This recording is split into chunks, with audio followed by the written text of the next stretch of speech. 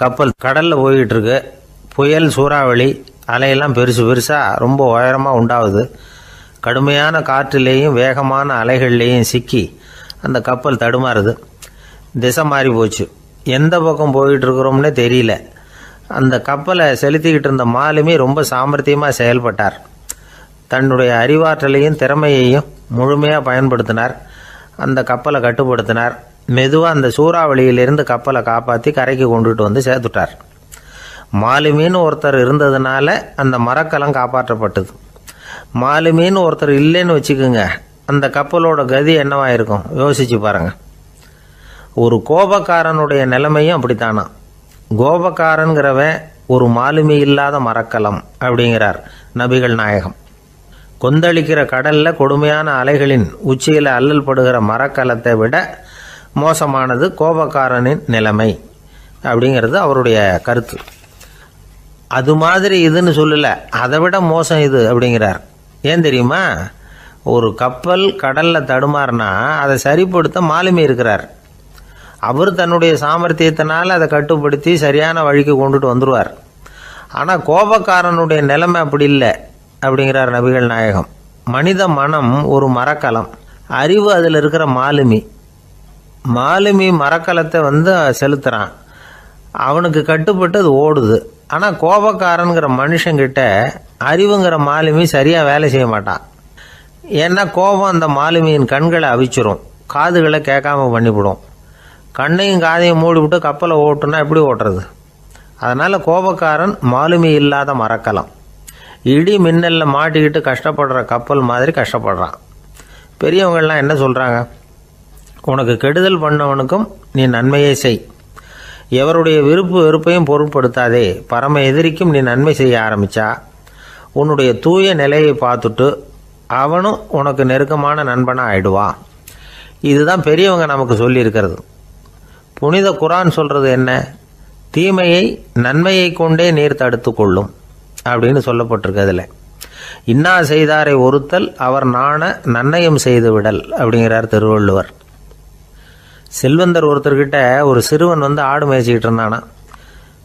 பெரியவர் அவனை கூப்பிட்டு, நீ நேராக போய் ஒரு ஆட்டில் உள்ள ரொம்ப நல்ல பகுதி எதுவோ அதை எடுத்துக்கிட்டு வா அப்படின்னாரான்.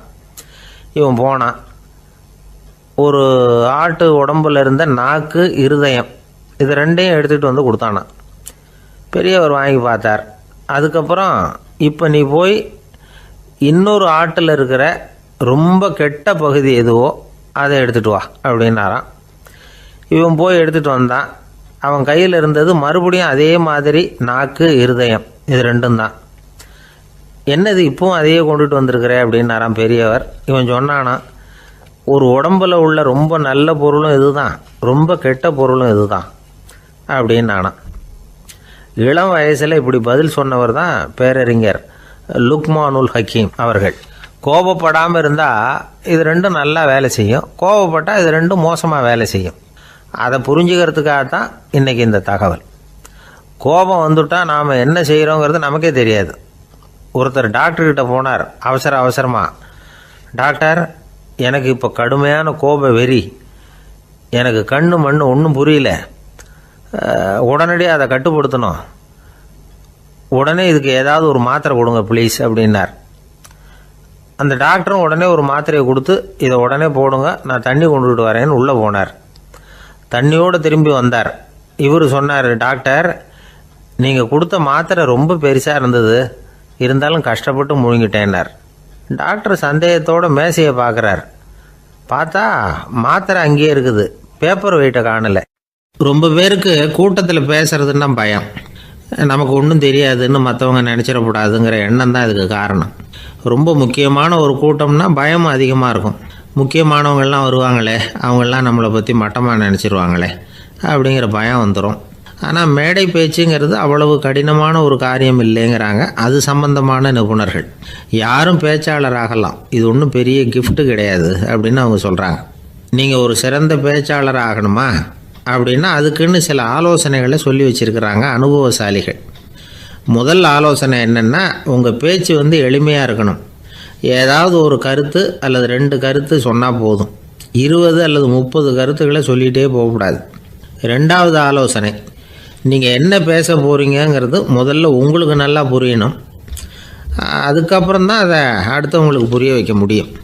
எப்படி ஆரம்பிக்க போகிறோம், எந்த கருத்தை முக்கியமாக வலியுறுத்த போகிறோம், எப்படி முடிக்க போகிறோம் அப்படிங்கிறத முதல்ல நல்லா சிந்தித்து மனசில் வச்சுக்கணும். கடைசியாக என்ன சொல்கிறீங்களோ அதுதான் கேட்குறவங்க மனசில் நிற்கும். மூணாவது ஆலோசனை என்னென்னா, உங்கள் பேச்சு சுருக்கமாக இருக்கணும். ஒரு 15 நிமிஷம் பேசுகிறது ரொம்ப பொருத்தம். மணிக்கணக்கில் பேசிக்கிட்டு இருக்கிறது நல்லதில்லை. நாலாவது ஆலோசனை, நீங்கள் பேசுகிறது உண்மையாக இருக்கணும். உங்களுக்கு உண்மையான அனுபவங்கள் இருக்கும், அதை சொல்லலாம். உங்களுடைய உண்மையான அனுபவங்களை மற்றவங்களோட பகிர்ந்துக்கணும், அதுதான் முக்கியம். ஐந்தாவது ஆலோசனை, ஆரம்பத்தில் கொஞ்ச நேரம் உங்களை பற்றியும் எதிரில் உள்ளவங்களை பற்றியும் சம்மந்தப்படுத்தி ஏதாவது பேசி ஒரு நெருக்கத்தை ஏற்படுத்திக்கணும். ஒவ்வொருத்தரும் இப்போ இவர் பேச போகிறது நம்ம சம்மந்தப்பட்டது அப்படின்னு நினைக்க ஆரம்பிச்சிருவாங்கல்ல, அதுக்கப்புறம் அவங்க கேட்க தயாராகிட்டாங்கன்னு அர்த்தம். எதிரில் உட்காந்துருக்கிற கூட்டத்திலேருந்து 3 பேரை தேர்ந்தெடுங்க. அதாவது வலது பக்கம் ஒருத்தர், நடுவில் ஒருத்தர், இடது பக்கம் ஒருத்தர். அதாவது உங்களை ரொம்ப கனிவாகவும் ஆர்வமாகவும் பார்க்குறவராக பார்த்து தேர்ந்தெடுத்துங்க மனசுக்குள்ளே. நீங்கள் பேசும்பொழுது என்ன பண்ணணும்னா, இவங்களை நேருக்கு நேராக மாறி மாறி பார்த்துக்கிட்டே பேசுனீங்கன்னா நீங்கள் ஏதோ ஒட்டுமொத்த கூட்டத்தையும் பார்த்து பேசுகிறதாக ஒரு உணர்வு அது ஏற்படுத்திவிடும். ஆறாவது ஆலோசனை என்னென்னா, சொற்பொழிவுன்னா நீங்கள் பேசணும், படிக்கக்கூடாது. எழுதி படிக்கிறது நல்லா இருக்காது. குறிப்புகள் வேணும்னா வச்சுக்கலாம். படிக்கிறது பேப்பர்லேருந்து வர்றது மாதிரி இருக்கும், பேசுகிறது இதயத்திலேருந்து வர்றது மாதிரி இருக்கும். அப்புறம் ஏழாவது ஆலோசனை சொல்கிறாங்க. அது என்னென்னா, மேடையில் ஏறி நின்ன உடனே இயல்பாக மூச்சை இழுத்து விட்டுங்க, இயல்பு நிலைக்கு வாங்க, அதுக்கப்புறம் இயல்பாக பேச ஆரம்பிக்கலாம் அப்படிங்கிறாங்க. இவ்வளவும் பேச்சு கலையில் வல்லுநர்களாக இருக்கிறவங்க சொல்லுகிற ஆலோசனைகள். இதையெல்லாம் கடைபிடிச்சா நமக்கும் அதுக்கும் வெகு தூரம்னு நினச்சிக்கிட்டு இருந்த ஒன்று இப்போ கிட்டத்தில் நெருங்கி வந்துடும். நாம் சொல்கிறபடியெல்லாம் அது கேட்கும். ஒரு பேச்சாளர், அவருக்கு சுருக்கமாகவே பேச தெரியாது. மேடையில் ஏற்றி விட்டுவிட்டா போதும், ஆரம்பிச்சிருவார், நிறுத்த மாட்டார், பேசிக்கிட்டே இருப்பார். ஒரு தடவை அவர் ஒரு கூட்டத்தில் ரொம்ப நேரம் பேசிக்கிட்டே இருக்கிறார். எதிரில் பொறுமை இழந்த ஒருத்தர் தன்னுடைய கை கடிகாரத்தை காட்டினார். அதை கவனித்த பேச்சாளர், மன்னிக்கணும், கை கடிகாரம் நான் கொண்டுகிட்டு வர மறந்துட்டேன், அதுதான் நேரம் போனதே தெரியல அப்படின்னு சொல்லியிருக்கிறார். இதுக்கு அவர் சொன்னாராம் கோபமாக, ஏய்யா கடிகாரத்தை தான் பார்க்க முடியல, மறந்துட்டேன், பக்கத்தில் மாட்டிருக்கிற கேலண்டரையாவது பார்க்கக்கூடாதா அப்படின்னாராம். ஒரு ஊரில் ஒரு சித்தர் இருந்தார், சூஃபி சித்தர். அவர் ஞானம் பெற்ற ஒரு சித்தர். ஒரு நாள் அந்த நாட்டு மன்னன் அவரை பார்க்கறதுக்காக வந்தான். என்ன வேணும் உனக்குன்னு கேட்டார். நான் கடவுளை பார்க்கணும், அதுக்கு நீங்கள் தான் உதவி பண்ணணும் அப்படின்னா அவன். சித்தர் கொஞ்சம் யோசனை பண்ணார். சரி, போயிட்டு நாளைக்கு வாடினார். அதே மாதிரி மன்னன் போயிட்டு அடுத்த நாள் வந்தான். இங்கே நீ என்னோட ஒரு வாரம் தங்கியிருக்க வேண்டியிருக்கும்னார். சரின்னா ஒரு பிச்சை பாத்திரத்தை தூக்கி கையில் கொடுத்தார். அவனுக்கு ஒன்றும் புரியல, இருந்தாலும் வாங்கிக்கிட்டான். வாங்கிக்கிட்டு இதை என்ன செய்யணும் அப்படின்னு கேட்டான். இதை ஒன்றும் செய்ய வேணாம், இதை எடுத்துக்கிட்டு பக்கத்தில் உள்ள கிராமங்களுக்கு போ, வீடு வீடாக பிச்சை எடுத்துக்கிட்டு வா, அப்படி வந்த பிறகு தான் உனக்கு சாப்பாடும் ஓய்வும் கிடைக்கும். ஒரு வாரம் இப்படி செய், அதுக்கப்புறம் 8வது நாள் நாம் கடவுளை பற்றி யோசிக்கலாம் அப்படின்னார். இப்படி இவர் சொன்னதை கேட்டதும் அந்த அரசனுக்கு அதிர்ச்சி ஆயிட்டுது. ஒரு மாதிரி ஆயிட்டான். தன்னுடைய சொந்த நாட்டில் சொந்த குடிமக்கள்கிட்ட போய் பிச்சை எடுக்கிறதா அப்படின்னு யோசனை பண்ணி பார்த்தான். அதுக்கப்புறம் மெதுவாக அவன் அந்த சித்தரை பார்த்தான். ஐயா, சொந்த நாட்டிலேயே பிச்சை எடுக்கிறதுன்னா எனக்கு ஒரு மாதிரியாக இருக்குது, வெக்கமாக இருக்குது, நான் வேணும்னா வெளி தேசத்தில் எங்கேயாவது போய் பிச்சை எடுக்கவா அப்படின்னு கேட்டான். இதுக்கு அந்த சித்தர் ஒரு சம்மதிக்கலை. இதை பாரு, உன்னால் பிச்சை எடுக்க முடியலன்னா பேசாமல் திரும்பி அரண்மனைக்கே போயிடு, அதுக்கப்புறம் கடவுளை பற்றியெல்லாம் பேசுறதுக்கு என்னை தேடிட்டு வரக்கூடாது அப்படின்னு விட்டார். மன்னன் தயங்கினான், இருந்தாலும் மனசை சரி பண்ணிட்டு சம்மதிச்சான். சரிங்க, ஒரு வாரம் இங்கே தங்குறேன், நீங்கள் சொல்கிறது மாதிரி பக்கத்து கிராமங்களுக்கு போகிறேன், வீடு வீடாக பிச்சை எடுக்கிறேன், வர்றேன் அப்படின்னா. ஒரு வாரம் தெரு தெருவாக பிச்சை பாத்திரத்தோடு அலைஞ்சான். சொந்த ஊரில் சொந்த குடிமக்கள்கிட்ட பிச்சை எடுத்தான். 7 நாள் முடிஞ்சுது. 8வது நாள் அந்த சித்தர் மன்னனை கூப்பிட்டார். இப்படி வாழ்னார், வந்தான். இனிமே நீ கடவுளை பற்றி என்கிட்ட கேட்கலாம்னார். இனிமே கேட்கறதுக்கு ஒன்றுமே இல்லை சுவாமின்னா இவன். ஒரு வார காலம் பிச்சை எடுத்த பிறகு தான் கடவுளை காண முடியும் அப்படின்னு நான் கனவு கூட காணவில்லைன்னா. அப்படின்னா நீ பிச்சை எடுத்த காலத்தில் அப்படி என்னதான் நடந்தது அப்படின்னு கேட்டார் அவர். சுவாமி, ஒரு வார காலம் பிச்சை எடுத்ததில் என்னுடைய ஆணவம் அழிஞ்சுட்டுது. அது இப்போ இருக்கிற இடமே தெரியல. இப்போ அதை காணவே காணோம். பிச்சைக்காரனாக இருந்தப்போ பெற்றதை மன்னனாக இருக்கும்போது பெற முடியாதுங்கிறத புரிஞ்சுக்கிட்டேன் அப்படின்னா மன்னன். அடக்கம் பிறந்தவுடன் தெய்வீக கதவுகள் திறந்து கொள்ளுகின்றன அப்படிங்கிறார் ஓஷோ. நம்மால் ஒருத்தன் ஆணவம் அழியணுங்கிறதுக்காக ஒரு திருவோட்டை எடுத்துக்கிட்டு தெரு தெருவாக பிச்சை எடுக்க ஆரம்பித்தான். என்ன, தெய்வீக கதவுகள் திறந்துதா அப்படின்னு கேட்டார் ஒருத்தர். தெய்வீக கதவு திறக்கிறதுக்கு முன்னாடியே எங்கள் வீட்டு கதவு சாத்திக்கிட்டுதுன்னா. என்னடா சொல்கிறேன்னார். இனிமேல் வீட்டுக்குள்ளேயே வர வேணாம், இதையே தொழிலாக வச்சுக்கோ அப்படின்னு எங்கள் வீட்டில் சொல்லிவிட்டாங்க சார் அப்படின்னா. அர்ஜுனன் கேட்ட கேள்விக்கெல்லாம் பகவான் கண்ணன் பதில் சொன்னார். அதுக்கு பேர் பகவத்கீதை. அதே மாதிரி உத்தவன் கேட்ட கேள்விக்கும் அவர் பதில் சொல்லியிருக்கிறார். அதுக்கு என்ன பேருனா உத்தவ கீதைன்னு பேர். அது சரி, உத்தவன்னா யார்? கண்ணனுக்கு சின்ன வயசுலேருந்தே தேர் ஓட்டிக்கிட்டு இருந்தவன் அவன் தான்.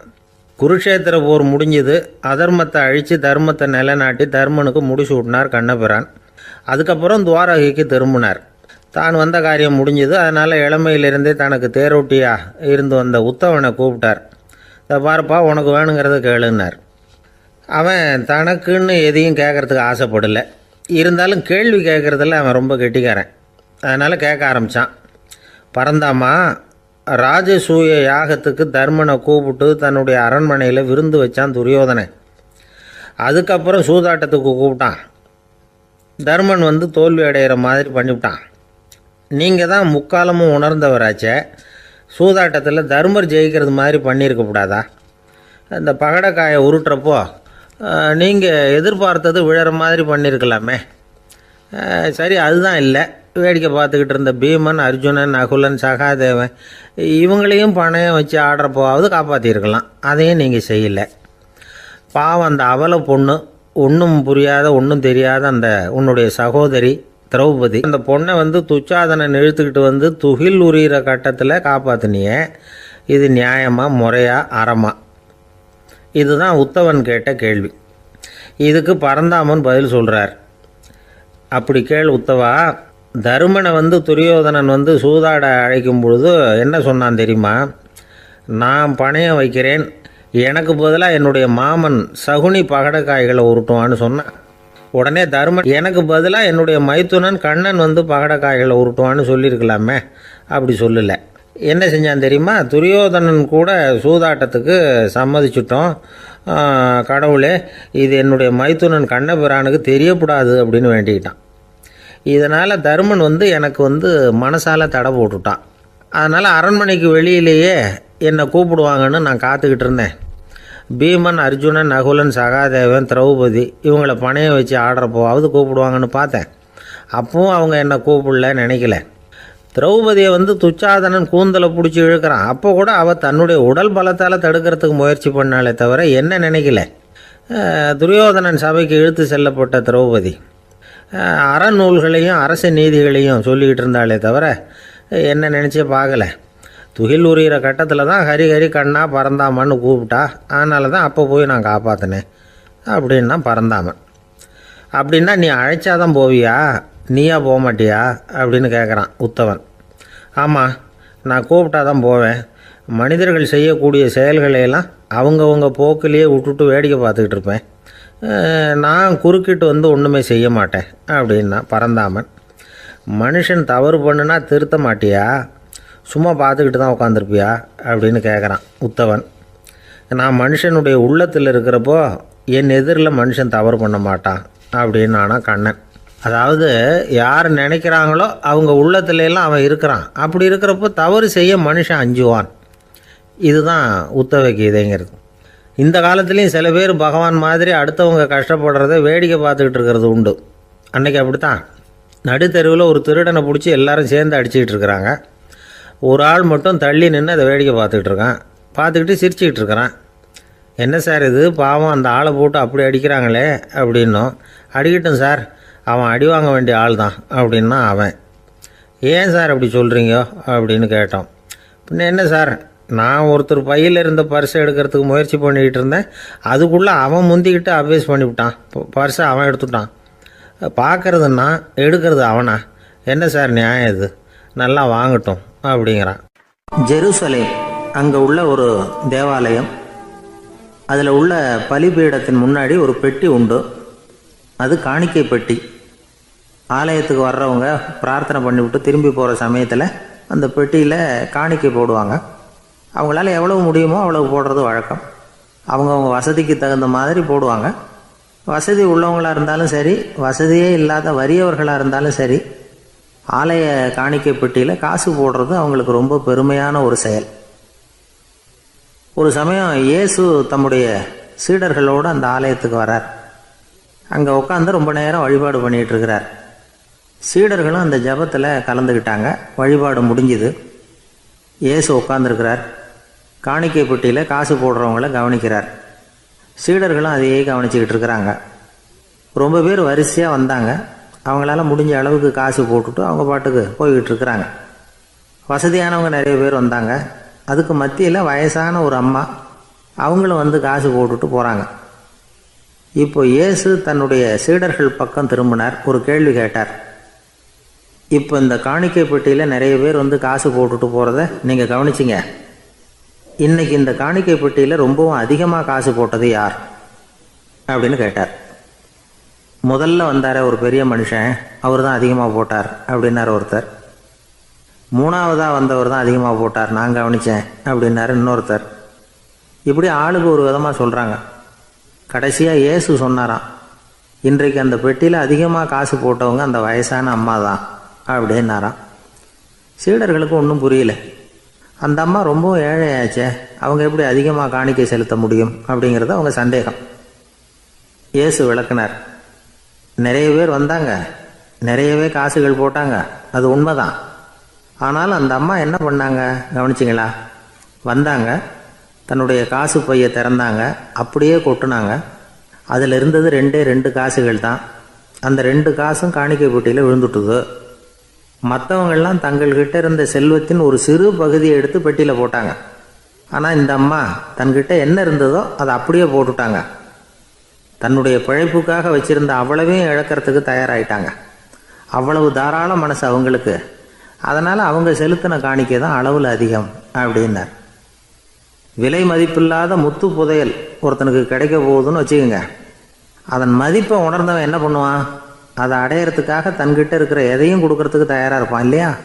அது மாதிரி தான் இதுவும் அப்படின்னார். உலக மதிப்பீடுகளை துரும்பா தூசியாக மதித்து அதையெல்லாம் உதறி விடுகிறவன் இறையருள் அப்படிங்கிற இணையில்லாத செல்வத்தை பெறுகிறான் அப்படிங்கிறது இதில் உள்ள கருத்து. இறைவனுக்காக இழப்பதுன்னா துன்பப்படுகிறவர்களுக்காக, ஏழைகளுக்காக, ஏதுமற்றவர்களுக்காக இழப்பது அப்படின்னு அர்த்தம். உங்கள் அயலானுக்கு நீங்கள் என்ன உதவி செய்தாலும் அதை எனக்கே செய்கிறீர்கள் அப்படின்னு இயேசு சொல்லியிருக்கிறார். அடுத்தவங்களுக்கு உதவணுங்கிற குணம் இன்னைக்கு ரொம்ப குறைஞ்சி போச்சு. ஒருத்தன் வாழைப்பழத்தோல் வழுக்கி கீழே விழுந்துட்டான். பக்கத்தில் இருந்த நண்பன் உடனே இவனை தூக்கிக்கிட்டு போய் ஆஸ்பத்திரியில் சேர்த்துட்டான். அதுக்கப்புறம் சொன்னான், நீ அந்த வாழைப்பழத்தோலில் காலை வைக்க போகிறத முன்னாடியே நான் கவனிச்சுட்டேன் அப்படின்னானா. அப்படின்னா அப்போவே நீ எனக்கு உதவி செஞ்சுருக்கலாமே அப்படின்னானா அவன். நான் டாக்டருக்கு உதவலாம்னு நினச்சிட்டேன் அப்படின்னா இவன். ஒரு வயசான அம்மா ஒரு நாள் ஃபோன் பண்ணாங்க. ஐயா, நான் இந்த தகவல் நிகழ்ச்சியை தினமும் கேட்குறேன், உங்ககிட்ட ஒரு கேள்வி கேட்கணும் அப்படின்னாங்க. என்னங்க அப்படின்னோம். எனக்கு சொந்தமாக ஒரு நல்ல வீடு இருக்குது, வேணுங்கிற அளவுக்கு பணமும் இருக்குது, கணவரும் ரொம்ப நல்லவர், ரிட்டையர் ஆகி வீட்டில் தான் இருக்கிறார், பிள்ளைங்கள்லாம் பெரிய பெரிய உத்தியோகத்தில் இருக்கிறாங்க, அதில் ஒருத்தன் ஐஏஎஸ்ஸு, பணம்லாம் கூட நிறைய கொண்டாந்து கொடுக்குறாங்க. அப்படி இருந்தும் என் மனசில் நிம்மதி இல்லை, வாழ்க்கையில் ஒரு நிறைவு இல்லை அப்படின்னாங்க. ஏன்னு கேட்டோம். அதைத்தான் நான் உங்களை கேட்குறேன், ஏன் அப்படி அப்படின்னு திருப்பி கேட்குறாங்க. எங்களுக்கு ஒன்றும் புரியல. கொஞ்ச நேரம் குழம்பி போயிட்டோம். இருந்தாலும் அதை அவங்கக்கிட்ட காட்டிக்காமல் கொஞ்சம் சாமர்த்தியமாக, ஏம்மா உங்கள் மனசில் நீங்கள் ஏதோ ஒன்று எதிர்பார்க்குறீங்க, அது நிறைவேறல அப்படி தானே அப்படின்னு கேட்டோம். ஆமாம் அப்படின்னாங்க. அதுக்கப்புறம் அவங்கக்கிட்ட கொஞ்சம் மனம் விட்டு பேசுகிறப்போ தானாக விஷயம் வெளியில் வந்தது. அதாவது அவங்க பிள்ளைங்க பெரிய பெரிய உத்தியோகத்தில் இருக்கிறதுனால அவசரமாக வந்து பார்த்துட்டு ஓடுறாங்களாம். ஆசையாக அம்மான்னு கூப்பிட்டுக்கிட்டு கிட்ட உட்காந்து கொஞ்ச நேரமாவது என்கிட்ட பேசினா தானே என் மனசு கொஞ்சம் நிம்மதியாக இருக்கும். அது அவங்களுக்கு தெரிய மாட்டேங்குதே அப்படிங்கிறாங்க. இதுதான் அவங்களுடைய ஏக்கம். இந்த ஏக்கம் அந்த தாயின் மனசில் இருந்துக்கிட்டு இருக்குது. இப்படி மகனுடைய அன்புக்காக மட்டுமே ஏங்குற தாய்மார்கள் பல பேர் இருக்கிறாங்க இந்த உலகத்தில். இதை நினைக்கிறப்போ ஒரு வெளிநாட்டு நாடோடி கதை ஞாபகத்தில் வருது. அதாவது கடவுள் படைப்பு தொழிலில் ரொம்ப மும்முரமாக ஈடுபட்டுக்கிட்டு இருந்தாராம். மீன்களை படைச்சாராம், பறவைகளை படைச்சாராம், விலங்குகளை படைச்சாராம். அவருக்கு திருப்தி ஏற்படலை. அதுக்கப்புறம் மனிதர்களை படைச்சிருக்கிறார். அப்பவும் அவருக்கு மன நிறைவு ஏற்படலையாம். கடைசியாக தன்னுடைய சக்தி முழுசையும் பயன்படுத்தி குறையே இல்லாத அளவுக்கு ஒரு படைப்பை உருவாக்கினாராம். அந்த உன்னதமான ஒரு படைப்பு அதுதான் பெண், அதாவது தாய். இப்படி உருவாக்கி எல்லாரையும் இந்த உலகத்தில் விட்டுவிட்டாராம். அதுக்கப்புறம் கொஞ்ச காலம் கழித்து தன்னுடைய தேவியை அழைச்சிக்கிட்டு இந்த பூலோகத்துக்கு வந்திருக்கிறார். தன்னுடைய குறையில்லாத படைப்பாகிய பெண்ணை பார்த்தாராம். ஏம்மா, உனக்கு இன்னும் ஏதாவது குறை இருந்தால் சொல்லு, அதையும் நிவர்த்தி பண்ணிவிடுறேன் அப்படின்னாராம். அந்த அம்மா பார்த்துருக்காங்க. சுவாமி, எனக்கு நீங்கள் கொடுத்துருக்கிறது 2 கை. என்னுடைய பிள்ளைகளுக்கு சேவை செய்கிறதுக்கு இந்த 2 கை பத்தலை. அதனால் இன்னும் ஒரு 2 கை கொடுத்தா தேவலை அப்படின்னாங்களாம். கடவுள் பார்த்தார். அதனால் என்ன, அப்படியே செஞ்சு விடலாம், இதோ அதுக்கான வரம் கொடுத்துட்டேன் அப்படின்னார். அந்த அம்மாவுக்கு இப்போ 4 கை ஆகிட்டுது. 4 கையாலேயும் குழந்தைகளுக்கு சேவை செய்ய ஆரம்பிச்சுட்டாங்க. கடவுள் திருப்தியாக திரும்பி போனார். அதுக்கப்புறம் கொஞ்ச காலம் கழித்து மறுபடியும் திரும்பி வந்தார். தேவியோட பெண்ணை பார்த்தார். இப்போ என்னம்மா சந்தோஷந்தானே அப்படின்னாராம். அதுக்கு அந்த அம்மா, சந்தோஷந்தான், இருந்தாலும் இப்போ எனக்கு இருக்கிற 2 காலும் போதில்லை, இன்னும் ஒரு 2 கால் இருந்தால் தேவையில்லை, நிறைய ஓடி ஆடி பிள்ளைகளுக்காக வேலை செய்ய வேண்டியிருக்குது அப்படின்னாங்களாம். சரின்னு சொல்லி 4 கால் இருக்கிறது மாதிரி செஞ்சுட்டு போயிட்டார் கடவுள். மறுபடியும் கொஞ்ச நாள் கழித்து தேவி சொன்னாங்க கடவுள்கிட்ட, நீங்கள் என்ன தான் முயற்சி பண்ணினாலும் முழுமையான ஒரு படைப்பை உங்களால் உருவாக்க முடியாது, அப்படி தான் நான் நினைக்கிறேன் அப்படின்னாங்களாம். அப்படியா சொல்கிறேன், வா அந்த பொண்ணை பார்த்துட்டு வருவோம் அப்படின்னு புறப்பட்டு இங்கே வந்தாங்களாம். இங்கே பார்த்தா 4 கால் 4 கையோடு அந்த பொண்ணு ஒரு செவுத்தில் சாஞ்சி உட்காந்து அழுதுகிட்டு இருக்குது. இப்போ தேவி அந்த பொண்ணை சுட்டி காட்டி கடவுள்கிட்ட கேட்டாங்களாம், ஏங்க நீங்கள் அந்த பொண்ணுக்கு கையை கொடுத்தீங்க, காலை கொடுத்தீங்க, சரி, அந்த கண்ணீரையும் எதுக்காக கொடுத்தீங்க அப்படின்னு கேட்டாங்களாம். அதுக்கு கடவுள் சொன்னாராம், கையை கொடுத்தது நான் தான், காலை கொடுத்தது நான் தான், ஆனால் அந்த கண்ணீரை கொடுத்தது நான் இல்லை, அதை கொடுத்தது அந்த அம்மாவோட பிள்ளைங்க அப்படின்னாராம். இன்றைக்கும் அப்படித்தான் பல பிள்ளைங்க அவங்க அம்மாவுக்கு கண்ணீரை தான் கொடுத்துக்கிட்டு இருக்கிறாங்க. அம்மாவை மதிக்கிற பிள்ளைங்க தான் இன்றைக்கி நல்லபடியாக இருக்கிறாங்கங்கிறது அவங்களுக்கு தெரியறதில்ல. இந்த காலத்து பிள்ளையாண்டான் ஒருத்தன் அவங்க அம்மாக்கிட்டேயும் நல்ல பிள்ளையாக நடந்துக்குவான், மனைவிக்கிட்டேயும் நல்ல கணவனாக நடந்துக்குவான், ரொம்ப சாமர்த்தியம். ஒரு நாள் அவங்ககிட்ட கேட்டாங்க, ஏன்பா உங்கள் அம்மாவும் உன் மனைவியும் சண்டை போட்டுக்கிட்டா நீ எந்த பக்கம் அப்படின்னாங்களாம். வீட்டுக்கு வெளிப்பக்கம் அப்படின்னானா அவன்.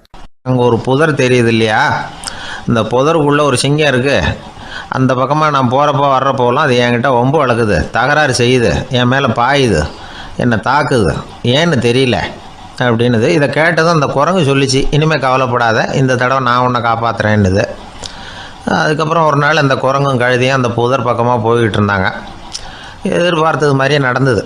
அந்த சிங்கம் எதிரில் வந்தது, கழுதியை பார்த்தது, உடனே அது மேலே பாய ஆரம்பிச்சுட்டுது. அவ்வளவுதான். உடனே இந்த குரங்கு என்ன பண்ணிச்சு தெரியுமா, கிடுகிடுன்னு ஒரு மரத்து மேலே ஏறி உட்காந்துக்கிட்டது. அங்கே உட்காந்துக்கிட்டு கீழே அந்த கழுதியும் சிங்கமும் போடுற சண்டையை வேடிக்கை பார்க்க ஆரம்பிச்சுட்டுது. கொஞ்ச நேரம் கழித்து அடிபட்ட காயத்தோடு அந்த கழுதை மெதுவாக நடந்து வந்தது. குரங்கும் மெல்ல மரத்தை விட்டு கீழே இறங்குச்சு. இப்போ கழுதை கேட்டுது, என்னை காப்பாற்றுறேன்னு சொல்லிவிட்டு காலை வாரி விட்டுட்டியே, நீ பாட்டுக்கு மரத்து மேலே ஏறி உட்காந்துக்கிட்டே, அது நியாயமானது. குரங்கு பரிதாபமாக அதை பார்த்துது. நான் மரத்து மேலே இருந்து நீங்கள் 2 பேரும் சண்டை போட்டதை பார்த்துக்கிட்டு தான் இருந்தேன், உன்னோட சத்தம் தான் அதிகமாக இருந்தது, அது நீ சிரிக்கிற மாதிரி எனக்கு கேட்டுது, அதனால் நீ தான் ஜெயிச்சுக்கிட்டு இருக்க போல இருக்கு அப்படின்னு நினச்சிவிட்டேன்னது. இன்றைக்கி பல பேர் இப்படி தான் இருக்கிறாங்களாம். யார் ஜெயிக்கிறாங்க யார் தோக்குறாங்கங்கிறத முகத்தை பார்த்து கூட கண்டுபிடிக்க முடியறதில்ல, பேசுகிற பேச்சை வச்சு கூட கண்டுபிடிக்க முடியறதில்ல. தோற்கிறவங்க கூட சிரிக்கிற மாதிரி முகத்தை வச்சுக்கிறான். இன்றைய மனிதர்கள்கிட்ட ஏகப்பட்ட முரண்பாடுகள். பொய் முகங்களோட உலவுகிறவர்கள் தான் அதிகம். உண்மை முகம் எங்கே இருக்குது அப்படிங்கிறத புரிஞ்சுக்கிட்டு நண்பர்களை தேர்ந்தெடுக்கணும் அப்படிங்கிறது ஒரு முக்கியமான கருத்து. கடவுள் இந்த உலகத்தை படைச்சு விட்டு அதுக்கப்புறமும் கொஞ்ச நாள் இங்கேயே தங்கியிருந்தாராம். அப்போ தான் அவருக்கு ஒரு உண்மை புரிஞ்சுதான், இந்த உலகத்தில் தங்கி இருக்கிறது எவ்வளவு இடைஞ்சல்னு.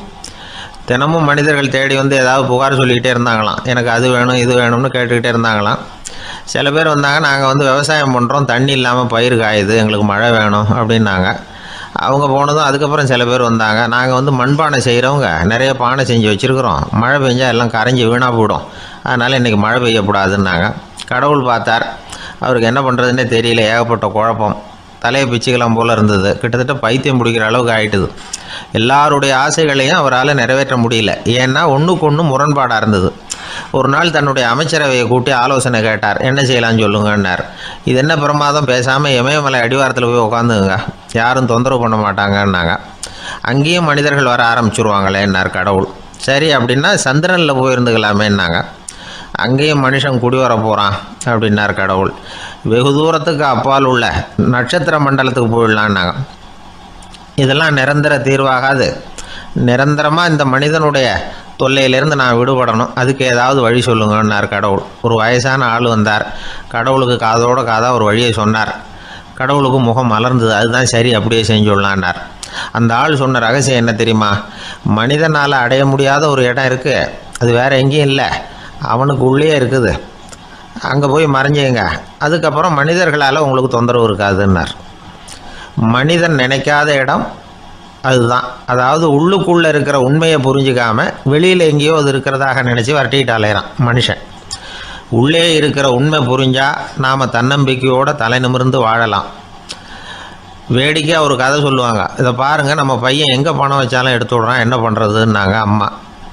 அப்பா கொஞ்சம் நேரம் யோசனை பண்ணார். அதுக்கப்புறம் சொன்னார், அவன் கண்ணில் படாத இடமா நம்ம வீட்டில் இருக்கிறது ஒரே இடம்தான், அங்கே பணத்தை வை திருட்டு போகாதுன்னார். அது எந்த இடம்னு கேட்டாங்க. அதுதான் அவன் பாட புஸ்தகம், அதில் வச்சுரு, அவன் தொடவே மாட்டான், பாட புத்தகத்தை தொடாமல் பரீட்சையில் வெற்றி பெற முடியாது அப்படிங்கிறத புரிஞ்சுக்கணும். உள்ளே இருக்கிற உண்மையை தொடாமல் வாழ்க்கையில் வெற்றி பெற முடியாது. அதனால் உண்மையை புரிஞ்சுக்கிட்டால் வாழ்க்கையில் வெற்றி நிச்சயம். சாலை ஓரமாக அழுதுகிட்டு உட்காந்துருந்தான். பிச்சை எடுத்து சாப்பிட்ற ஒருத்தன் அந்த பக்கமாக வந்தான். இவனை பார்த்தான். ஏன் அழுதுகிட்டு உட்காந்துருக்கிற, என்னாச்சு உனக்கு அப்படின்னு கேட்டான். அதுக்கு இவன் சொன்னான், என்கிட்ட ஒன்றுமே இல்லை, நான் இந்த உலகத்தில் இருந்து என்ன பிரயோஜனம், அதனால தான் அழுதுகிட்டு இருக்கிறேன் அப்படின்னா. உன்கிட்ட மறைஞ்சிருக்கிற புதையல் என் கண்ணுக்கு நல்லா தெரியுது, அது உனக்கு புரியல, அதனால தான் அழுதுகிட்டு இருக்கிற அப்படின்னா. என்னது புதையல் இருக்குதா, உன் கண்ணுக்கு தெரியுதா அப்படின்னு கேட்டான். ஆமாம் எனக்கு தெரியுது, அந்த புதையலை நீ விற்கிறதுக்கு தயாராக இருக்கிறியா அப்படின்னு கேட்டான் இவன். இதை கேட்டதும் அந்த இளைஞனுக்கு ரொம்ப ஆச்சரியமாக போச்சு.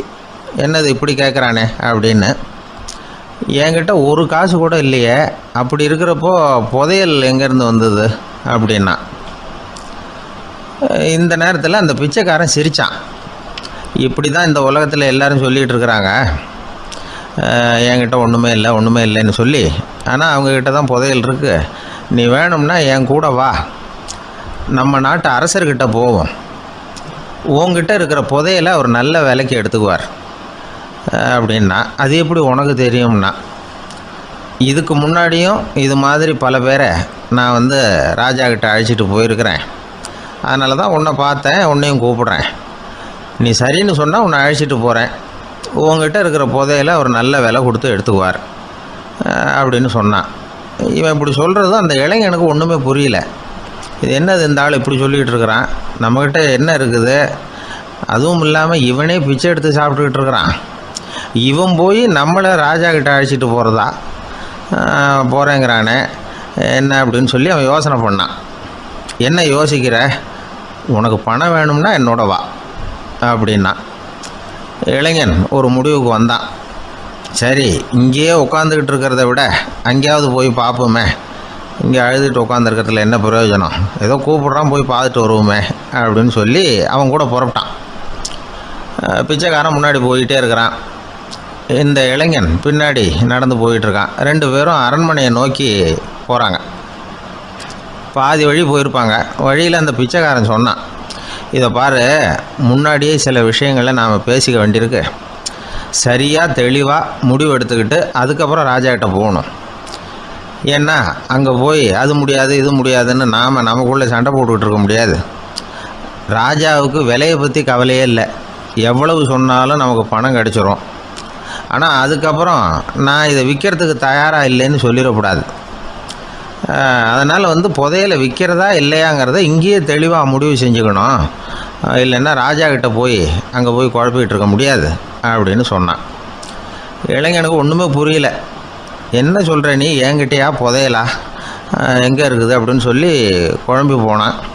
இப்போது அந்த பிச்சைக்காரன் சொன்னான், இதை பாரு, இப்போ உதாரணத்துக்கு உன்னுடைய கண்களை எடுத்துக்கோ. அதுக்கு நீ என்ன விலை கேட்டுற போகிற? நான் அதுக்கு ராஜா கிட்டே இருந்து ஒரு 50,000 ரூபா வாங்கி தர முடியும். உன்னுடைய இருதயத்தை கொடுக்குறியா, 20 லட்சம் ரூபா வாங்கி தரேன். மூளையை கொடுக்குறியா, 30 லட்சம் வாங்கி தரேன்.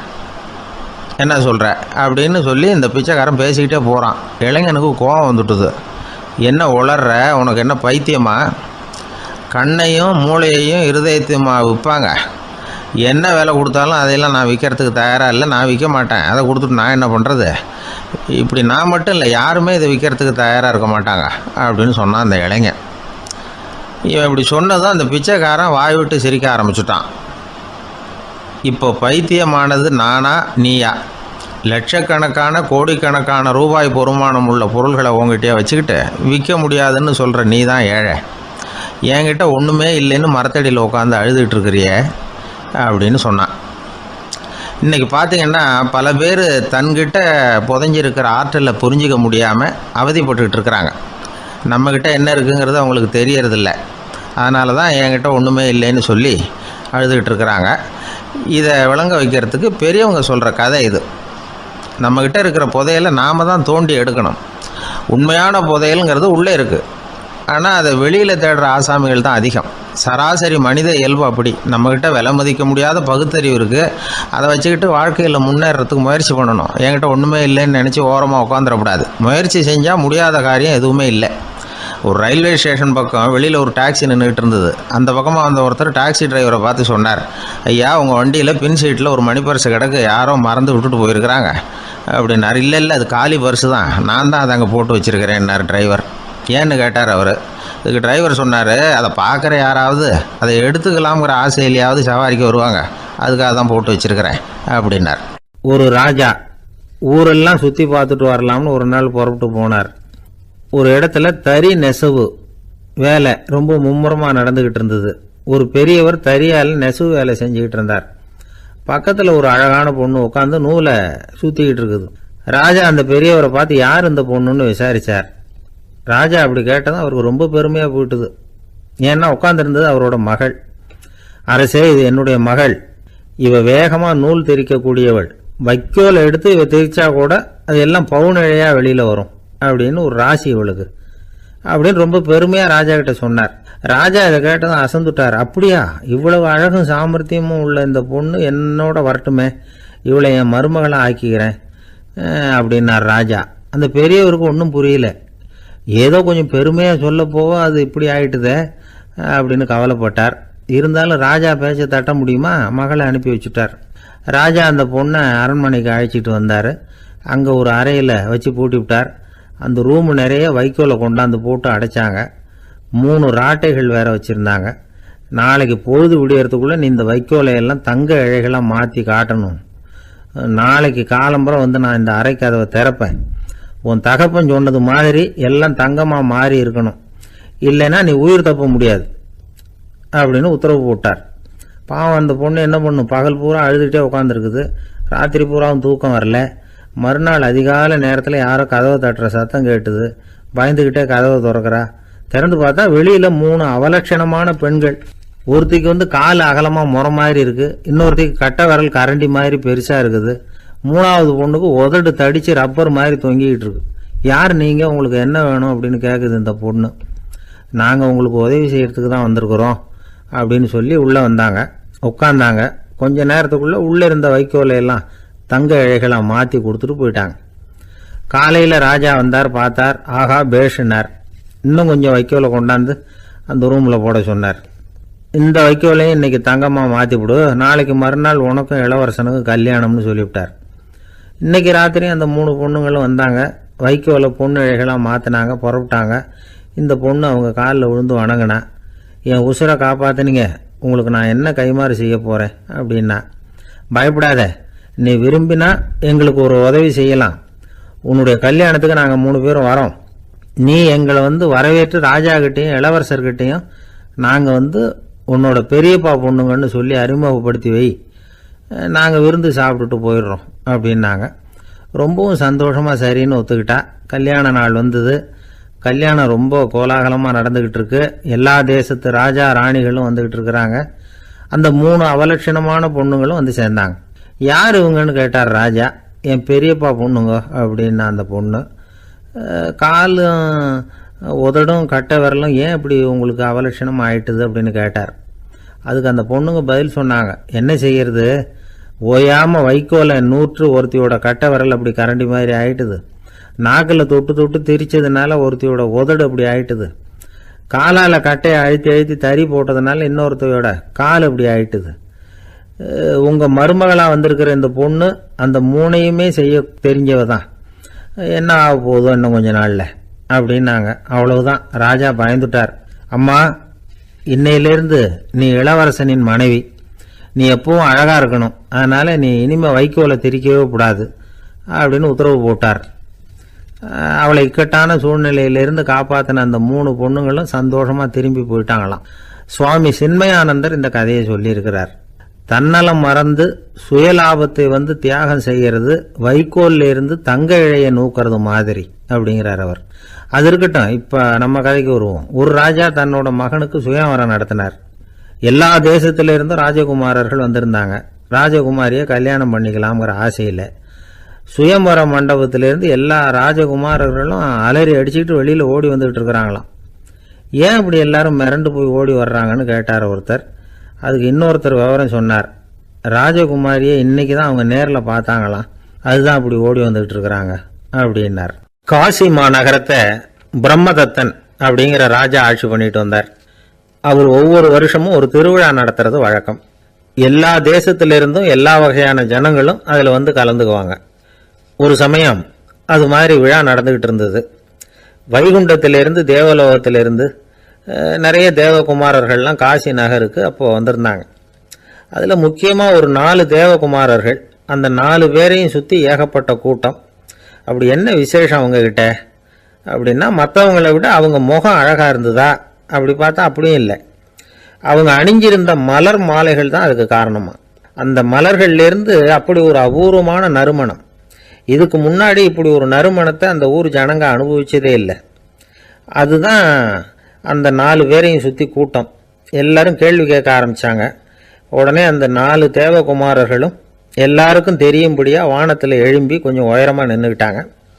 கீழே நின்றுக்கிட்டு இருந்த அரசன்லேருந்து ஆண்டி வரைக்கும் ஒருத்தர் பாக்கி இல்லாமல் ஒரே குரலில் எல்லாரும் அவங்கள பார்த்து, எங்களுக்கும் இது மாதிரி மாலையை போட்டுக்கணும்னு ஆசையாக இருக்குது, அதுக்கு நீங்கள் தான் அருள் பண்ணணும் அப்படின்னு கேட்டுக்கிட்டாங்க.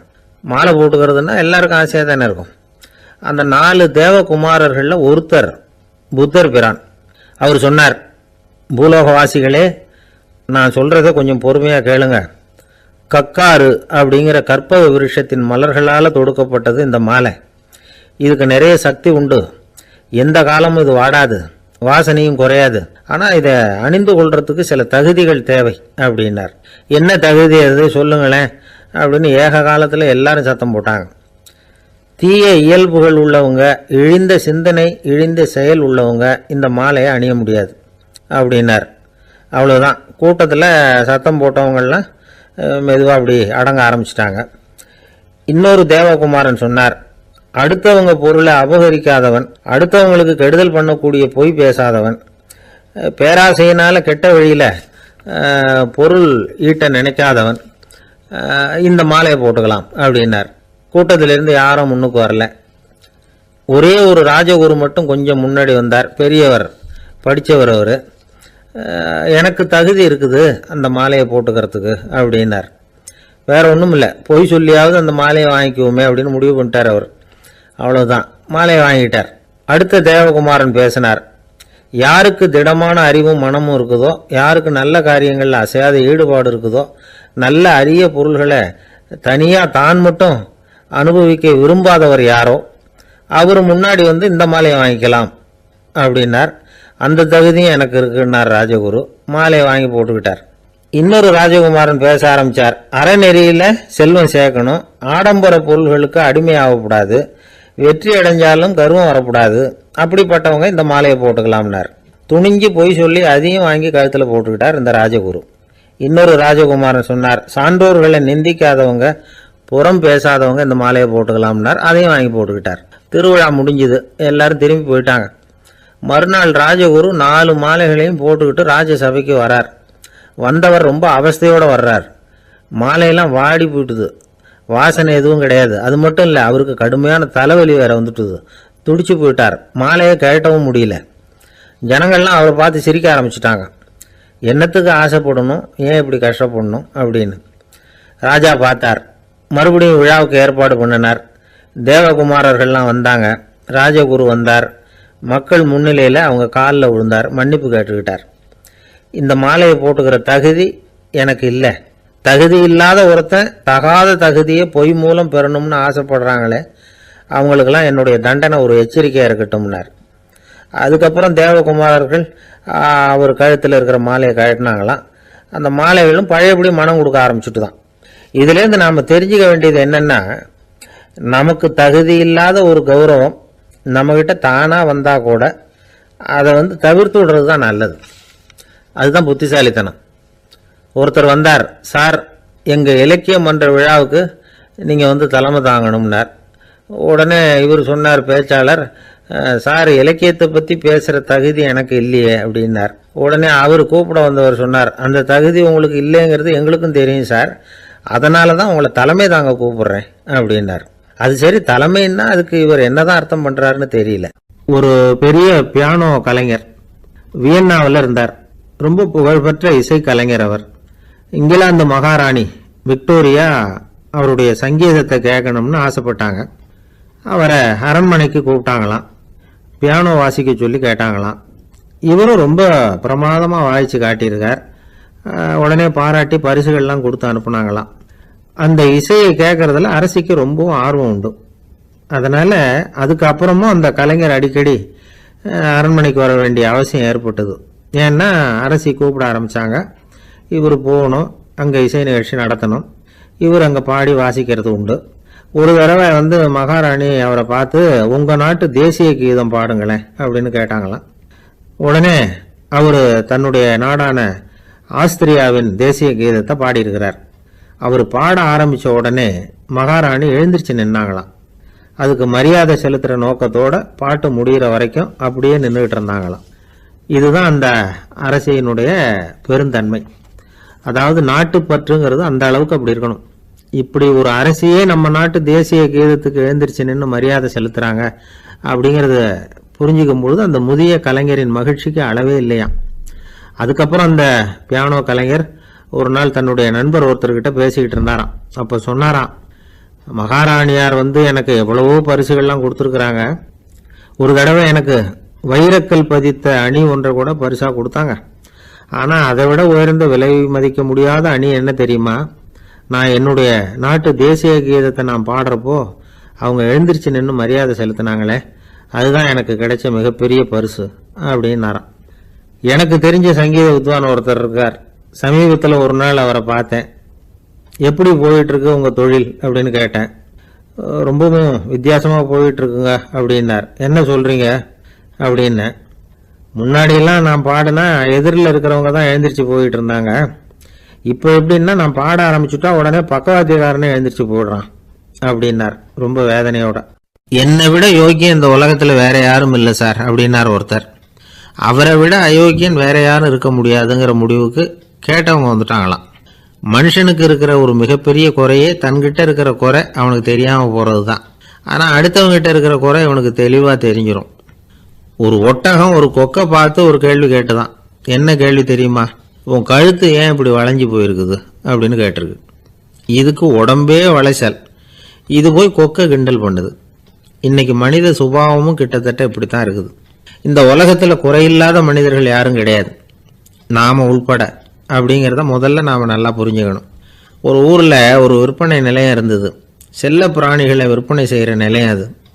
நாய், கிளி, பூனை இப்படி நிறைய வச்சு விற்பனை பண்ணிகிட்டு இருக்கிறாங்க. நாய்க்குட்டி விற்பனை செய்கிற பகுதியில் ஒரு சிறுவன் நின்றுக்கிட்டு இருந்தான். விற்பனை செய்கிற ஆளுகிட்ட விலை கேட்டுக்கிட்டு இருந்தான். அதுவும் இருக்குதே, அந்த நாய்க்குட்டி என்ன விலை அப்படின்னு கேட்டானா. 1000 ரூபா அப்படின்னாரான். சரி, அது வேணாம், இது என்ன விலைன்னு இருக்கான். 500 ரூபா அப்படின்னாரான். இந்த சின்ன பையன் கையில் வச்சுருந்தது வெறும் 50 ரூபா தான். அதனால் இதை விட குறைச்சலாக கிடைக்குமான்னு பார்த்துருக்கான். அந்த கடையில் ஒரு மூலையில் சரியாக கவனிக்கப்படாமல் ஒரு நாய்க்குட்டி படுத்து கிடந்தது. பாவமாக கத்திக்கிட்டு இருந்தது. அதை பார்த்ததுமே இவனுக்கு அது ரொம்ப பிடிச்சி போச்சு. உடனே அந்த கடைக்காரரை பார்த்து, அதுவும் அந்த மூலையில் படுத்து கிடக்குதே அந்த நாய்க்குட்டி என்ன விலை அப்படின்னு கேட்டிருக்கான். தம்பி, அது ஒரு கால் ஊனம், அதனால் அது உன்னோட குதித்து விளையாடவோ ஓடுறதோ அதால் முடியாத காரியம் அப்படின்ட்டுருக்கார் அவர். அது தெரிஞ்சுதாங்க கேட்குறேன், அதோட விலை என்ன அதை மட்டும் சொல்லுங்களேன் அப்படின்ட்டுருக்கான். தம்பி, இது கால் ஊனம் உள்ள ஒரு நாய். இதை போய் காசு கொடுத்து வாங்கிறதுக்கு யாராவது பிரியப்படுவாங்களா? இதை நான் உனக்கு இலவசமாகவே தர்றேன், எடுத்துகிட்டு போ அப்படின்னாரான். இதை கேட்டதும் அந்த சிறுவனுக்கு கோவம் வந்துட்டு தான். நீங்கள் ஒன்றும் சும்மா கொடுக்க வேணாம், இந்தாங்க 50 ரூபா, இதை வச்சுக்கிட்டு நாய்க்குட்டியை கொடுங்க அப்படின்ட்டுருக்கான். அவருக்கு ஒன்றும் புரியல, ஆச்சரியமாக இருந்தது. சரின்னு பணத்தை வாங்கிட்டு நாய்க்குட்டியை தூக்கி கொடுத்தார். அந்த சிறுவன் அந்த நாய்க்குட்டியை 2 கையாலையும் வாங்கினா, மார்போட பிரியமாக சேர்த்து அணைச்சிக்கிட்டான். தெருவில் இறங்கி நடக்கிறான். அப்படி நடக்கும்பொழுது தான் பார்க்குறார், கடைக்காரர் ஆச்சரியமாக அவனை பார்க்குறார். அப்போ தான் அவருக்கு ஒரு விஷயம் புரியுது. அந்த சிறுவன் தெருவில் நாய்க்குட்டியை மார்போடு அணைச்சிக்கிட்டு விந்தி விந்தி நடந்து போய்கிட்டு இருக்கிறான். ஆமாம், அவனுக்கும் ஒரு கால் ஊனம். இந்த நாய்க்குட்டியை யாருமே வாங்க மாட்டாங்கன்னு நினச்சிக்கிட்டு இருந்தார். குறையுள்ள அதுக்கும் ஒரு எஜமானன் கிடச்சிட்டான். அதனால் ஊனம் ஒரு குறை இல்லை அப்படிங்கிற உண்மையை அந்த கடைக்காரர் புரிஞ்சுக்கிட்டாராம். நம்மால் ஒருத்தர் கொஞ்சம் வயசானவர், எழுந்திரிச்சு சரியாக நடக்க முடியாது, சாய்வு நாற்காலியிலேயே எப்பவும் உட்காந்துருப்பார். அவர் தனக்கு துணையாக ஒரு நாயை பக்கத்தில் வச்சுருந்தார். அதுவும் ரொம்ப வயசான ஒரு நாய், எழுந்திரிக்கவே சிரமப்படும், நடக்கவும் முடியாது. அவர் பக்கத்திலே இதுவும் சோர்ந்து போய் படுத்து கிடக்கும். அந்த பெரியவரை பார்க்க வந்த ஒருத்தர் கேட்டார், ஏங்க, ஒரு சின்ன பையனை உங்களுக்கு துணையாக வச்சுக்கப்படாதா? இந்த நாயை உங்களுக்கு பாதுகாப்பாக வச்சுருக்கிறீங்களே, உங்களுக்கு ஒரு ஆபத்துன்னா இது எப்படி உங்களுக்கு உதவ முடியும் அப்படின்னார். அப்போ அவர் சொன்னாராம், எனக்கு ஒரு ஆபத்துன்னா அந்த சமயத்தில் இந்த நாய் என்னை தனியாக விட்டுட்டு ஓடி போயிடாமல் இருக்கணும்ல, அதுக்காகத்தான் இதை நான் வச்சுருக்கிறேன் அப்படின்னாராம். ஒரு தடவை நாரதர் ஒரு தெரு வழியாக போய்கிட்டு இருந்தார். வழியில் ஒருத்தர் வேத சாஸ்திரம்லாம் படிச்சுக்கிட்டு உட்காந்துருந்தார். அவர் நாரதரை பார்த்து, எங்கே போயிட்டு இருக்கிறீங்கன்னு கேட்டார். கடவுளை பார்த்துட்டு வரலாம்னு போயிட்டுருக்கிறேன் அப்படின்னார் நாரதர். அப்படின்னா அவர்கிட்ட, எனக்கு எப்போ முக்தி கிடைக்கும்னு கேட்டுட்டு வாங்களேன் அப்படின்னார் இவர். சரி, கேட்டு வரேன் அப்படின்னு சொல்லிவிட்டு நாரதர் நடந்தார். கொஞ்சம் தூரத்தில் ஒரு மரத்தடியில் ஒரு தொழிலாளி செருப்பு தைச்சிக்கிட்டு உட்காந்துருந்தார். அந்த ஆளும் அதே மாதிரி கேட்டுக்கிட்டார், எனக்கு எப்போ முக்தி கிடைக்கும்னு கடவுள்கிட்ட கேட்டுக்கிட்டு வாங்களேன்னார். அவர்கிட்டையும் சரின்னு சொல்லிவிட்டு நாரதர் நேராக வைகுண்டத்துக்கு சேர்ந்தார். கடவுளை பார்த்தார். இவங்க 2 பேரும் சொல்லி அனுப்பின விஷயத்தை பற்றி கேட்டார். அதுக்கு கடவுள் சொன்னார், அந்த செருப்பு தைக்கிற தொழிலாளி உடல் நீத்ததும் உடனே என்னை அடைவான். ஆனால் அந்த சாஸ்திரம் படித்த ஆள் இப்போதைக்கு என்கிட்ட சேர மாட்டான். அவன் இன்னமும் பல பிறவிகள் எடுத்து அங்கேயே இருக்க வேண்டியிருக்குது. எப்போ இங்கே சேருவான்னு எனக்கே தெரியாது அப்படின்னார். நாரதருக்கு இதோட ரகசியம் என்னங்கிறது புரியல. எனக்கு ஒன்றும் புரியலையேன்னாரான் கடவுள்கிட்ட. சீக்கிரம் புரிஞ்சுக்குவேன், நீ திரும்பி போகிறப்போ நான் இங்கே வைகுண்டத்தில் என்ன செஞ்சுக்கிட்டு இருக்கேன்னு கேட்டால், ஒரு ஊசியின் துவாரத்தில் ஒரு யானையை கோத்துக்கிட்டு இருக்கிறேன்னு அவங்கக்கிட்ட சொல்லு அப்படின்னார் கடவுள் சிரிச்சுக்கிட்டே. நாரதர் பூமிக்கு திரும்பினார். கடவுளை பார்த்தீங்களா, எப்படி இருக்கார் அப்படின்னு விசாரித்தார் வேத சாஸ்திரம் படித்தவர். ஓ பகவானா, அவர் யானையை ஊசியின் காதில் நுழைச்சிக்கிட்டு இருக்கிறார் பார்த்தேன்னார் நாரதர். ஊசி காதில் யானையா, அது எப்படி முடியும்? நீங்கள் சொல்கிறத நான் நம்ப மாட்டேன்னு விட்டார் அவர். சரி, இந்த ஆளுக்கு இறைவன் பேரில் நம்பிக்கை இல்லை அப்படிங்கிறத நாரதர் புரிஞ்சுக்கிட்டார். அடுத்தபடியாக அந்த தொழிலாளி இருந்த இடத்துக்கு போனார். இறைவனை பார்த்தீங்களான்னு கேட்டார் அவர். பார்த்தேன், ஒரு ஊசி துவாரத்தில் யானையை கோத்துக்கிட்டு இருந்தார் அப்படின்னு சொல்லிவிட்டு நாரதர் அந்த ஆள் முகத்தை கவனித்தார். அந்த தொழிலாளி இதை கேட்டுட்டு கொஞ்சம் கூட ஆச்சரியப்படலை. அவரால் முடியாத காரியம் கூட உண்டானார். என்ன இப்படி சொல்கிற, ஊசியின் துவாரத்தில் யானையை கோக்க முடியும்னு நீ நம்புறியா அப்படின்னு கேட்டார் நாரதர். நிச்சயமாக நம்புகிறேன்னார் அவர். அது எப்படி அப்படின்னு கேட்டார் இவர். இதோ பாருங்கள், நான் இந்த ஆலமரத்தடியில் தான் தினமும் உட்காந்துருக்கிறேன். தினமும் இந்த மரத்திலிருந்து எவ்வளவோ பழம் கீழே விழுது. இந்த பழத்தில் இருக்கிற ஒவ்வொரு விதையிலேயும் உள்ள ஒரு ஆலமரம் இருக்குது. ஒரு சின்ன விதைக்குள்ள ஒரு பெரிய ஆலமரம் இருக்க முடியுங்கிறப்ப ஊசி துவாரத்தில் கடவுள் வந்து யானையை நுழைய வச்சாருங்கிறத ஒத்துக்கிறதுல என்ன கஷ்டம் இருக்குது அப்படின்னு ரொம்ப சர்வசாதாரணமாக பதில் சொன்னாராம் அந்த தொழிலாளி. நாரதர் யோசனை பண்ணார், இந்த தொழிலாளி வேத சாஸ்திரங்களையெல்லாம் படிக்கலைன்னா கூட அறிவுபூர்வமாக சிந்திச்சு இறைவனை நம்புகிறான். அதனால தான் கடவுள் இந்த ஆளுக்கு சீக்கிரம் முக்தி கிடைக்கும்னு சொன்னார் அப்படிங்கிறத புரிஞ்சுக்கிட்டாராம். இந்த கதையில் வர்ற கடவுள், நாரதர், வைகுண்டம் இதெல்லாம் ஒரு பக்கம் இருக்கட்டும், ஒரு சின்ன விதைக்குள்ள ஒரு பெரிய ஆலமரம் தூங்கிக்கிட்டு இருக்கு அப்படிங்கிற உண்மை, அந்தரத்தில் 1000 கிரகங்கள் சுற்றிக்கிட்டு இருக்குங்கிற உண்மை, இதெல்லாம் வந்து நாம் பார்த்துக்கிட்டு தானே இருக்கிறோம். இந்த உண்மைகள் வந்து அதிசயமாக நமக்கு தெரியறதுனால அதை வந்து நம்பாமல் இருந்துட முடியாது. இயற்கையை பரிபூர்ணமாக நம்புங்கள், அந்த நம்பிக்கையே நம்ம வாழ்க்கைக்கு ஆதாரம் அப்படிங்கிறத விளக்கறதுக்காக தான் இந்த கதை. இந்த காலத்தில் நம்ம பிள்ளைங்களுக்கெல்லாம் இது மாதிரி நம்பிக்கை அதிகமாகவே இருக்குது. ஒரு நாள் ஒரு சின்ன பையன்கிட்ட கேட்டேன், ஏன்பா கடவுள் வந்து ஒரு பானைக்குள்ளே ஒரு யானையை நுழைய வச்சுட்டாருன்னு சொன்னால் அதை நீ நம்புவியா அப்படின்னு கேட்டோம். நம்புவேன் சார், அது ஒன்றும் பெரிய அதிசயம் இல்லைன்னா. எப்படிறான்னு கேட்டோம். எப்படின்னா அந்த பானை வந்து அந்த யானையை விட பெருசாக இருந்திருக்கும், அவ்வளவுதான் அப்படின்னு சொல்கிறான். ஒரு தீக்குச்சி தீப்பெட்டியை பார்த்து கேட்டுதான், நாம் 2 பேரும் தானே உரசிக்கிறோம், ஆனால் நான் மட்டும் தீ பிடிச்சி எரிஞ்சு போகிறேன், நீ அப்படியே இருக்கிறியே அப்படின்னு தான். அதுக்கு தீப்பெட்டி சொல்லியிருக்குது, உனக்கு தலையில் கணம் இருக்குது அதனால் அழிஞ்சு போகிறேன் அப்படின்னு தான். எப்படி இருக்கு பாருங்கள் இந்த பதில். தலையில் கணம் உள்ளவங்க யாருமே சரியாக இருக்க முடியாது. எவ்வளவு பெரியவங்களாக இருந்தாலும் சரி, ரொம்ப கஷ்டம்தான் அது. கர்வம்ங்கிறது கூடவே கூடாது. இதை விளக்கறதுக்கு மகான் ஒருத்தர் ஒரு சம்பவத்தை சொல்கிறார். அர்ஜுனன் வந்து தீர்த்த யாத்திரை பண்ணானா, அப்போ தென்னிந்தியாவுக்கு வந்திருக்கிறான். ராமேஸ்வரத்துக்கு போனப்போ அங்கே இலங்கைக்கு கல்லுலாம் அடுக்கி போடப்பட்டிருந்த பாலத்தை பார்த்தானா. ஒரு சின்ன குரங்கு அதுக்கு பக்கத்தில் விளையாடிக்கிட்டு இருந்திருக்கு. அதை பார்த்துட்டு அர்ஜுனன் சிரிச்சிருக்கான். ஏன் சிரிக்கிறேன்னு கேட்டிருக்கு அந்த குரங்கு. ராமன் மிகச்சிறந்த வில் வீரன், அப்படி இருக்கிறப்போ அவன் வந்து இலங்கைக்கு அம்புகளாலேயே ஒரு பாலம் கட்டியிருக்கலாம். அதை விட்டுட்டு போயும் உன்ன மாதிரி குரங்குகளை துணையாக வச்சுக்கிட்டு இப்படி ஒரு கருங்கல் பாலத்தை கட்டியிருக்கிறானே அப்படின்னு நானா. அம்புகளால் பாலம் கட்ட முடியுமா அப்படின்னு கேட்டுதான் குரங்கு. ஏன் முடியாது, என்னால் முடியுமேன்னு இருக்கான் அர்ஜுனன். அம்பால் பாலம் கட்டலாம், இருந்தாலும் என்ன மாதிரி குரங்குகள் ஏறி நடந்தா அது தாங்குமா? அதனால தான் ராமர் வந்து கருங்கல் பாலமே கட்டினார் அப்படின்றது குரங்கு சொல்லிச்சான். அப்படியே சொல்கிற, நான் வேணும்னா இப்போ அம்புகளாலேயே ஒரு பாலத்தை கட்டுறேன், நீ அது மேலே ஏறி நடந்து பார். பாலம் விழுந்துட்டுதுன்னா நான் தீ மூட்டி அதில் குதித்து உயிர் தியாகம் பண்ணி விட்றேன் அப்படின்னு நான் ரொம்ப கோபமாக. உடனே அந்த சின்ன குரங்கு பெரிய உருவம் எடுத்துட்டு தான் கையில் கதையோடு அர்ஜுனன் முன்னாடி நிற்கிறான் அனுமன். பார்த்தா, என்னுடைய தலைவர் ராமரையா இழிவாக பேசுகிற, நீ இப்போ பாலம் கட்டு, நான் என்னுடைய பலத்தை காட்டுறேன் அப்படின்னு அனுமன். அர்ஜுனன் வந்து தன்னுடைய காண்டிபத்தை எடுக்கிறான், சரமாரியாக அம்புகளை விடுறான். அதெல்லாம் ஒன்றோட ஒன்று கோத்துக்கிட்டு அப்படியே பாலம் மாதிரி நிற்கிது.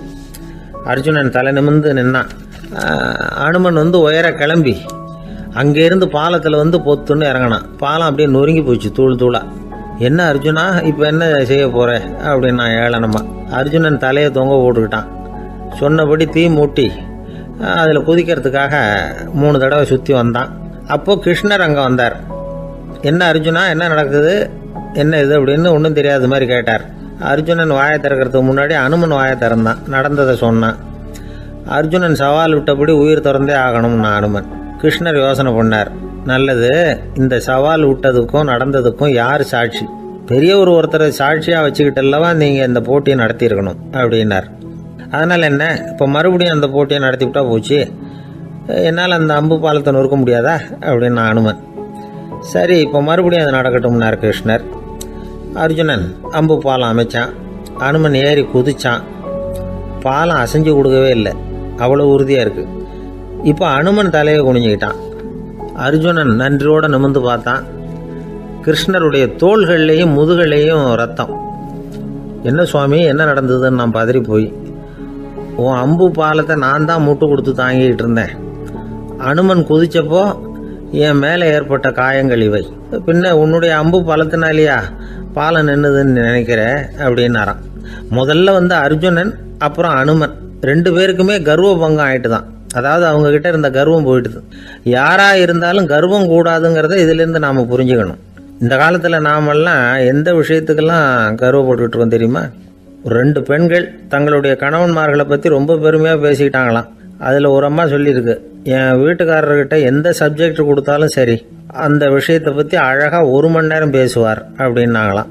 உடனே இன்னொரு அம்மா, அது என்ன பிரமாதம், என் வீட்டுக்காரருக்கு சப்ஜெக்டே தேவையில்லை, விஷயமே இல்லாமல் நாள் பூரா பேசிக்கிட்டு இருப்பார் அப்படின்னாங்களாம்.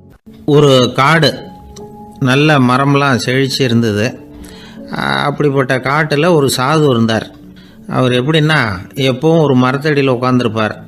ஏன்னா அவருடைய இருப்பிடமே அதுதான். அவர் என்ன பண்ணுவார், 3 கல் வச்சுருந்தார். செங்கல் மாதிரி இருக்கும், ஆனால் அதை விட கொஞ்சம் பெருசாக இருக்கும். எதுக்கு அந்த 3 கல்லுன்னா அதுதான் அவருடைய படுக்கை. அதாவது தூங்குறப்ப ஒரு கல்லை தலைக்கு கீழே வச்சுக்குவார், இன்னொரு கல்லை இடுப்புக்கு கீழே வச்சுக்குவார், இன்னொரு கல்லை காலுக்கு கீழே வச்சுக்குவார். உடம்பை ஒரு அப்படியே ஒரு தகட்டால் மூடிக்குவார், அப்படியே தூங்கி போடுவார். மழை பெய்யுதுன்னு வச்சுங்க, அவர் உடம்பு 3 கல் மேலே இருக்குதா, அதனால் தண்ணி அடியில் ஓடி போடும், உடம்பு நனையாது. மேலே தகடு இருக்கிறதுனால மழையும் உடம்புல படாது. அவர் தூக்கமும் கிடாது, நிம்மதியாக தூங்குவார். பகலில் அந்த 3 கல்லையும் ஒரு சேர ஒரு அடுப்பு மாதிரி வச்சு அது மேலே உட்காந்துக்குவார். அதனால் பாம்பு பூச்சி எதுவும் அவரை தொந்தரவு பண்ணுறதில்ல, அது பாட்டுக்கு நடந்து போயிடும். அவர் பாட்டுக்கு நிம்மதியாக இருப்பார். யாராவது எதையாவது கொண்டுகிட்டு கொடுத்தா அதை வாங்கி சாப்பிடுவார், அவ்வளவுதான். ஒரு நாள் அந்த நாட்டு அரசன் காட்டுக்கு வேட்டையாட வந்தான். அந்த வழியாக வந்தப்போ இந்த சாது படுத்துருக்கிறத பார்த்தான், பரிதாபப்பட்டான். ஐயோ பாவம், இவர் இப்படி இந்த கல் மேலே உடம்பை வச்சுக்கிட்டு தூங்குறாரு, என்ன பாடுபடுவார், இவரை நாம் அரண்மனைக்கு அழைச்சிட்டு போய் சுகமாக நிம்மதியாக இருக்கிறதுக்கு வழி செஞ்சு கொடுப்போம், அது ரொம்ப நல்லாயிருக்கும் அப்படின்னு நினச்சான். அப்படி நினச்சிக்கிட்டே அரண்மனைக்கு வந்துட்டான். அதுக்கப்புறம் ஒரு பல்லக்கையும் 2 சேவகர்களையும் காட்டுக்கு அனுப்பி அந்த சாதுவை மெதுவாக இங்கே அழைச்சிட்டு வந்துடுங்க அப்படின்னு சொல்லி அனுப்பி வச்சான்.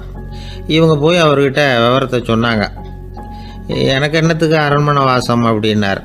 இருந்தாலும் மன்னர் உத்தரவு, நீங்கள் அவசியம் வரணும் அப்படின்னாங்க இவங்க. சரின்னு சொல்லிவிட்டு வேறு வழி இல்லாமல் புறப்பட்டார். புறப்படும் பொழுது என்ன பண்ணாருன்னா, மறக்காமல் அந்த 3 கல் ஒரு தகடு அதையும் எடுத்து பல்லக்கில் வச்சுக்கிட்டார்.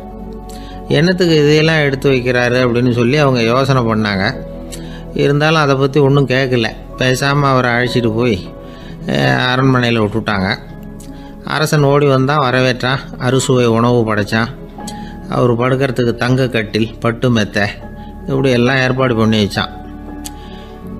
இங்கே படுத்து ஓய்வு எடுத்துங்க அப்படின்னு சொல்லிவிட்டு அவன் பாட்டு போயிட்டான். மறுநாள் காலையில் பார்க்குறான், சாது படுத்துருக்கிறார். எப்படி தெரியுமா, அந்த பட்டு மெத்தை மேலே 3 கல்லையும் வச்சு வழக்கம் போலவே அது மேலே படுத்துருக்கிறார். அதுக்கு மேலே தகடு. அரசன் பார்த்துட்டு அதிர்ச்சி ஆகிட்டான். என்ன சுவாமி இப்படி அப்படின்னா, சாது சொன்னார், எனக்கு தேவையும் இல்லை குறையும் இல்லை, எல்லா இடத்துலையும் எனக்கு ஒரே மகிழ்ச்சி தான் அப்படின்னார். மகிழ்ச்சிங்கிறது தங்க கட்டிலேயோ பட்டு மெத்தையிலேயோ இல்லை, அது மனசில் இருக்கிற ஒரு விஷயம். உண்மையான மகிழ்ச்சிக்கு வழி மனப்பக்குவம் அப்படிங்கிறது அந்த அரசனுக்கு புரிஞ்சுதான். இந்த காலத்தில் ஒரு சாமியார், அவரை தேடி ஒரு சீடன் வந்தான். என்னாச்சு தெரியுமா, சுவாமி எனக்கு நிம்மதி வேணும், அதுக்கு என்ன வழின்னு கேட்டான். சாமியார் நிமிர்ந்து பார்த்தார். அப்புறம் சொன்னார், நீ ஏகப்பட்ட பேர்கிட்ட கடன் வாங்கியிருக்கிற, அதையெல்லாம் திருப்பி கொடுத்தா தான் உனக்கு நிம்மதி கிடைக்கும்னார். இவனுக்கு ஆச்சரியம். அது எப்படி சாமி, அவ்வளவு கரெக்டாக நான் கடன் வாங்கினதை கண்டுபிடிச்சிங்க அப்படின்னா, உனக்கு கடன் கொடுத்து சாமியாராக போனதே நான் தான்ப்பா, அதனால தான் இந்த கதிக்கு வந்தேன். என்கிட்டயே நிம்மதிக்கு வழி கேட்குறியே, அதுதான்டா வேதனை அப்படின்னாராம் அவர். ஒரு ஊரில் ஒருத்தர் இருந்தான். ஒரு நாள் காலையில் எழுந்திரிச்சான். ஒரு 10 ரூபாய் எடுத்து சட்டை பையில் வச்சுக்கிட்டான். கடை தெருவுக்கு புறப்பட்டான்.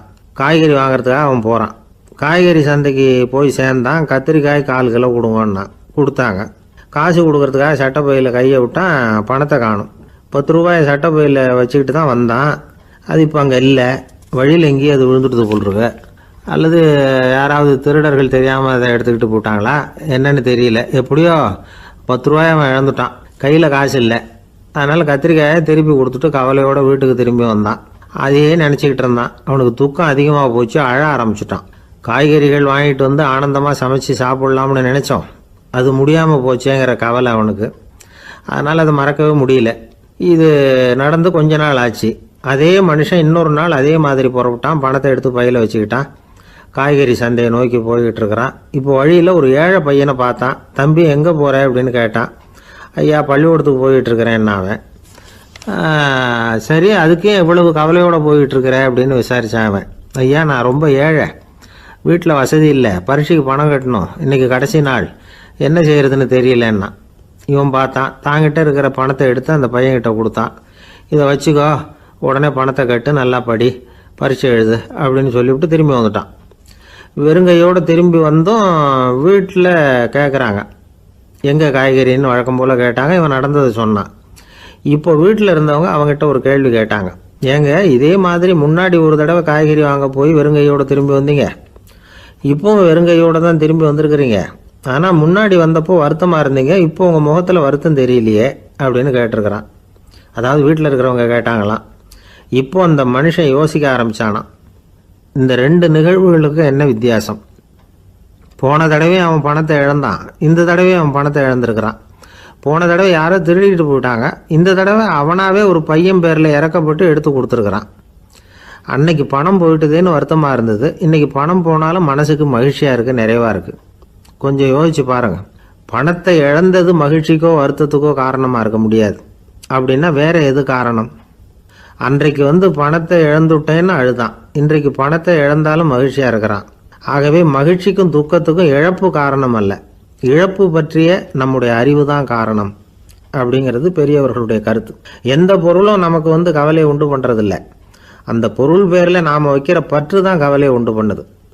பொருள்கள் நம்ம விட்டுட்டு போயிட்டா நாம் அழுதுகிட்டு இருக்கிறோம், நாமே அதுகளை விட்டுட்டு வந்துட்டா மகிழ்ச்சியாக இருக்கிறோம். இந்த உண்மையை புரிஞ்சுக்கிட்டு நம்முடைய வாழ்க்கையை நல்ல விதமாக அமைச்சிக்கணும்.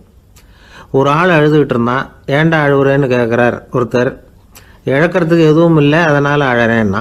என்னடா சொல்கிறேன்னார். கிட்ட வாங்க சொல்கிறேன்னா. இந்த மணி பர்ஸை வேற ஒருத்தன் பாக்கெட்லேருந்து திருடினேன், அப்புறம் தான் புரிஞ்சுது அவங்ககிட்ட இழக்கிறதுக்கு எதுவும் இல்லைங்கிறது. ஆமாங்க, இது காலி பர்ஸு, அதனால் இப்போ அழுதுகிட்டு இருக்கிறேன், திருடியும் பிரயோஜனம் இல்லை அப்படின்னு சொல்லிவிட்டு அழுதானா.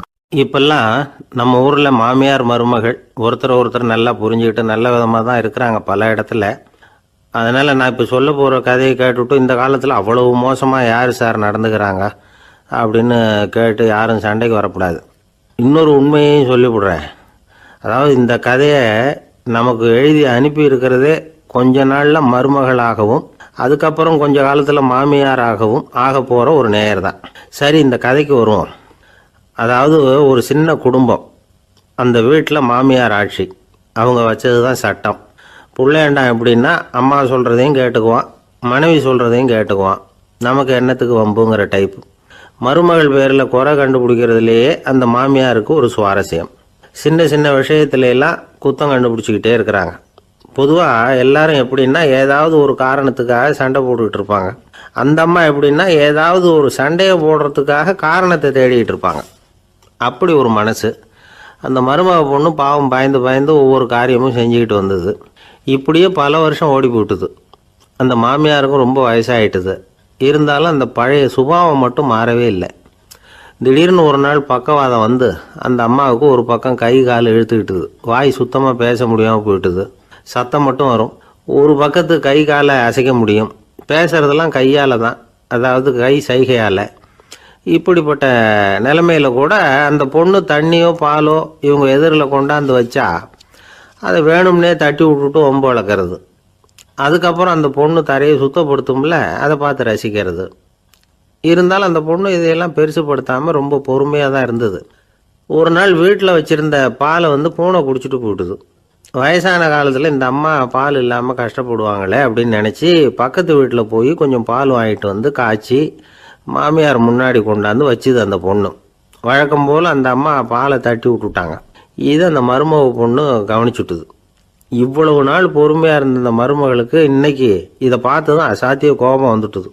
கதவுக்கு பக்கத்தில் சாத்தி வச்சுருந்த உலக்கையை எடுத்து மாமியார் தலையில் போட, அது குறி தவறி கழுத்தில் பட, அந்த அம்மா கழுத்தை பிடிச்சிக்கிட்டு ஊன்னு கத்த, இந்த பொண்ணு ஒன்றும் அலட்டிக்காமல் உலக்கையை எடுத்து மறுபடியும் கதவு பக்கம் சாத்தி வச்சுட்டு அது பாட்டுக்கு நடந்து போயிட்டுது. இருந்தாலும் மனசுக்குள்ளே லேசாக ஒரு பயம். கணவன் வீட்டுக்கு வந்ததும் என்ன விஷயம்னு கேட்டால் எப்படி சமாளிக்கிறது? அன்னைக்குன்னு பார்த்து ரொம்ப நேரம் கழித்து வீடு வந்து சேர்ந்தான் கணவன். உடனே அந்த அம்மா புகார் பண்ண ஆரம்பிச்சுட்டுது. பேச்சு தான் வராத, அதனால் ஒரு பக்கத்து கையால் சைகை காட்டுது. கதவுக்கு பக்கத்தில் இருந்த உலக்க பக்கமாக கையை நீட்டி காட்டி அப்படியே அந்த கையை தன் கழுத்துக்கு பின்பக்கமாக சுற்றி காட்டி நாக்கை வெளியில் நீட்டி நடந்த விஷயத்த புரிய வைக்கிறதுக்கு முயற்சி பண்ணுது. இவனுக்கு ஒன்றும் புரியல. என்ன சொல்கிறாங்க அம்மா அப்படின்னு மனைவி கிட்ட கேட்குறான். அதுக்கு அந்த பொண்ணு ரொம்ப புத்திசாலித்தனமா, என்னங்க உங்கள் அம்மா சொல்கிறது உங்களுக்கு இன்னும் புரியலையா? அவங்க உங்களை பார்த்து என்ன சொல்கிறாங்கன்னா, ஏன்டா உலக்க மாதிரி நிற்கிற, சாக போகிற எனக்கு சங்கிலி எதுக்கு, என் கழுத்தில் கிடக்கிற இந்த சங்கிலியை கழட்டி என் மருமக கழுத்தில் போடுறா அப்படின்னு சொல்கிறாங்க அப்படின்னு தான். ஓ அப்படியா விஷயம்னு சொல்லி அம்மா கழுத்தில் இருந்த சங்கிலியை எடுத்து மனைவி கழுத்தில் போட்டுட்டு, அம்மா உன் விருப்பப்படியே போட்டாச்சு, இனிமேலாவது நிம்மதியாக படுத்து தூங்கு அப்படின்னு சொல்லிவிட்டு உள்ளே போயிட்டான். பார்த்தீங்களா கதையை? அதனால தான் மாமியார்கள் சைகை காட்டுறதுன்னா கூட இனிமேல் ஜாக்கிரதையாக இருக்கணும். இந்த உலகத்தில் உண்மையாகவே வேதாந்தம் பேசுகிறவங்களும் உண்டு, உள்ளுக்குள்ளே வேற மாதிரி இருந்துக்கிட்டு வெளியில் வேதாந்தம் பேசுகிறவங்களும் உண்டு. ஒரு ஆள் இருந்தார். அவரும் ஒரு கடை வச்சு வியாபாரம் பண்ணிக்கிட்டு இருந்தார். மகா கஞ்சன், யாருக்கும் எந்த உதவியும் செய்ய மாட்டார். எச்சில் கையென்ன ஈர கையை கூட உதற மாட்டார். அப்படிப்பட்ட மனுஷன். அந்த ஊருக்கு ஒரு முனிவர் வந்துக்கிட்டு இருந்தார். வருஷத்துக்கு ஒரு தடவை வருவார். ஒரு நாள் 2 நாள் இருப்பார், அப்புறம் போயிடுவார். அந்த முனிவர் வர்றப்போலாம் இந்த ஆள் எழுந்திரிச்சு ஓடி போய் அவரை வரவேற்பான். ரொம்ப பெரிய வேதாந்தி மாதிரி அவர்கிட்ட பேசிக்கிட்டு இருப்பான். காயமே இது பொய், வெறும் காற்றடைத்த பையும்மா, தர்மம் தலைகாக்கும்மா. பணம் என்ன சார் பணம், இன்னைக்கு ஒருத்தன் கையில் இருக்கும், நாளைக்கு ஒருத்தன் கையில் இருக்கும், எல்லாம் மாயம். எனக்கு தான் இன்னமும் இந்த சம்சார பந்தத்திலிருந்து விடுபடுறதுக்கு நேரம் வரலேம்மா. அந்த முனிவரும் இந்த ஆள் இப்படி சொல்கிறத கேட்ட உடனே, ஏப்பா அப்படி சொல்கிற, இப்போ கூட நீ சரின்னு சொல்லு, உனக்கு தீட்சை கொடுத்து இதிலிருந்து விடுபடுற ஞானத்தை போதிக்கிறேன் பார். உடனே அந்த ஆள் என்ன சொல்லுவான் தெரியுமா? ஐயோ சாமி, இப்போ அது எப்படிங்க முடியும், பிள்ளைங்கள்லாம் சின்ன சிறுசுங்க, அதுகளுக்கெல்லாம் ஒரு கல்யாணம் காட்சின்னு செஞ்சு கடமையை முடிச்சுட்டா நீங்கள் சொல்கிறபடி செஞ்சு விடலாம்மா. சரி, இன்னும் முனிவர் போயிடுவார். அடுத்த வருஷம் வருவார். இவன் வழக்கம் போல் வேதாந்தம் பேசுவான். சரி தீட்சை கொடுக்குறேன் வா அம்பார்.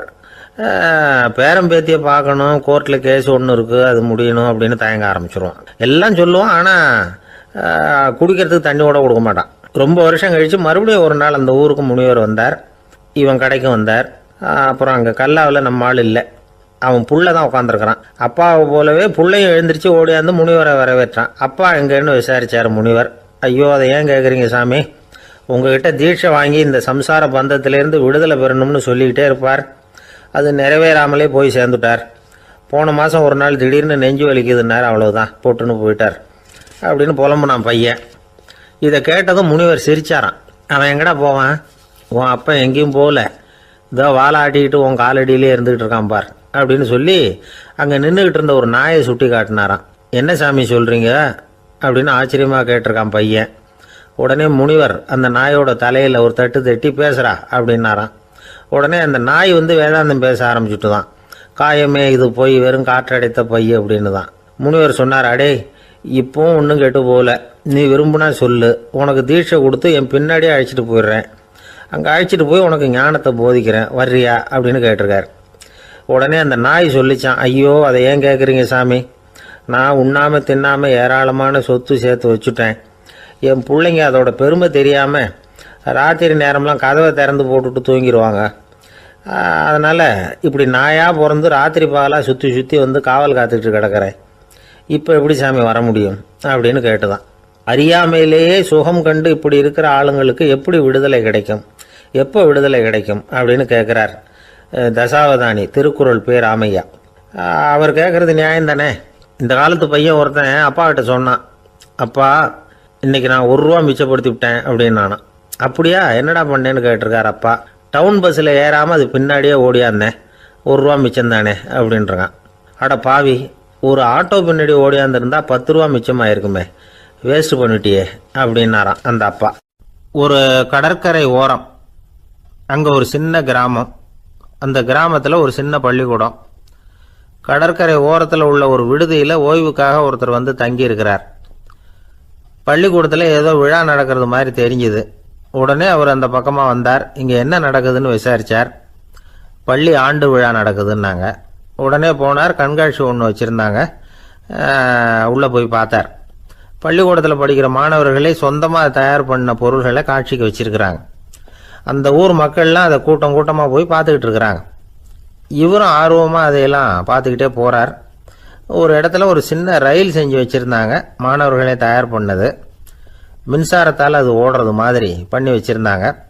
அதில் ஒரு சின்ன பொத்தான் இருக்கும். அது அமுக்குனா ரயில் ஓடும், சுற்றி சுற்றி வரும். மாணவர்கள் எதிரில் நின்று அதுக்கு விளக்கம் கொடுத்துக்கிட்டு இருக்கிறாங்க. இவர் அதை கவனித்தார். ரயில் ஓடுறத பார்த்தார். அங்கே நின்றுக்கிட்டு இருந்த மாணவர்கள்கிட்ட விளையாட்டாக கேட்டார், ஏன்பா இந்த ரயில் எதனால் ஓடுது அப்படின்னு கேட்டார். இவர் சக்தியினால் ஓடுது அப்படின்னாங்க மாணவர்கள். அது என்ன சக்தின்னு கேட்டார். அதுக்கு பேர் மின்சாரம் அப்படின்னாங்க. சரி, நீங்கள் மின்சாரத்தை பார்த்துருக்குறீங்களா அப்படின்னார். நாங்கள் பார்த்தது இல்லைங்க, ஆனால் இதை செய்யறதுக்கு எங்களுக்கு உதவி பண்ண ஆசிரியர் ஒரு பட்டதாரி, ஒரு கால் அவர் பார்த்துருக்கலாம் அப்படின்னாங்க. அவர் எங்கே இருக்காருன்னு கேட்டார். இதோ அழைச்சிட்டு வர்றோம்னு ஓடினாங்க. அவர் அழைச்சிட்டு வந்தாங்க. அவர்கிட்ட ஒரு பெரியவர் கேட்டார், மின்சாரத்தை நீங்கள் பார்த்துருக்குறீங்களா அப்படின்னு. மின்சாரத்தை பார்க்குறதாவது நான் பார்த்ததே இல்லை. நான் பார்த்தது அது செயல்படுற விதத்தை தான். அது விளக்கை எரிய வைக்குது, ரயிலை ஓட வைக்குது, இது மாதிரி எத்தனையோ எந்திரங்களை செயல்பட வைக்குது. ஆனால் உண்மையிலேயே அது என்னன்னு எனக்கு தெரியாது. ஒருவேளை இந்த பள்ளிக்கூடத்து தலைமை ஆசிரியருக்கு தெரிஞ்சிருக்கலாம், ஏன்னா அவர் ஒரு மேல்நிலை பட்டதாரி அப்படின்னாராம் அவர். சரின்னு போய் தலைமை ஆசிரியரை கூப்பிட்டுக்கிட்டு வந்தாங்க. அவர்கிட்டையும் இதே கேள்வியை கேட்டாராம் அவர். மன்னிக்கணும், இந்த கேள்வியை இதுவரைக்கும் யாரும் என்கிட்ட கேட்டதில்லை.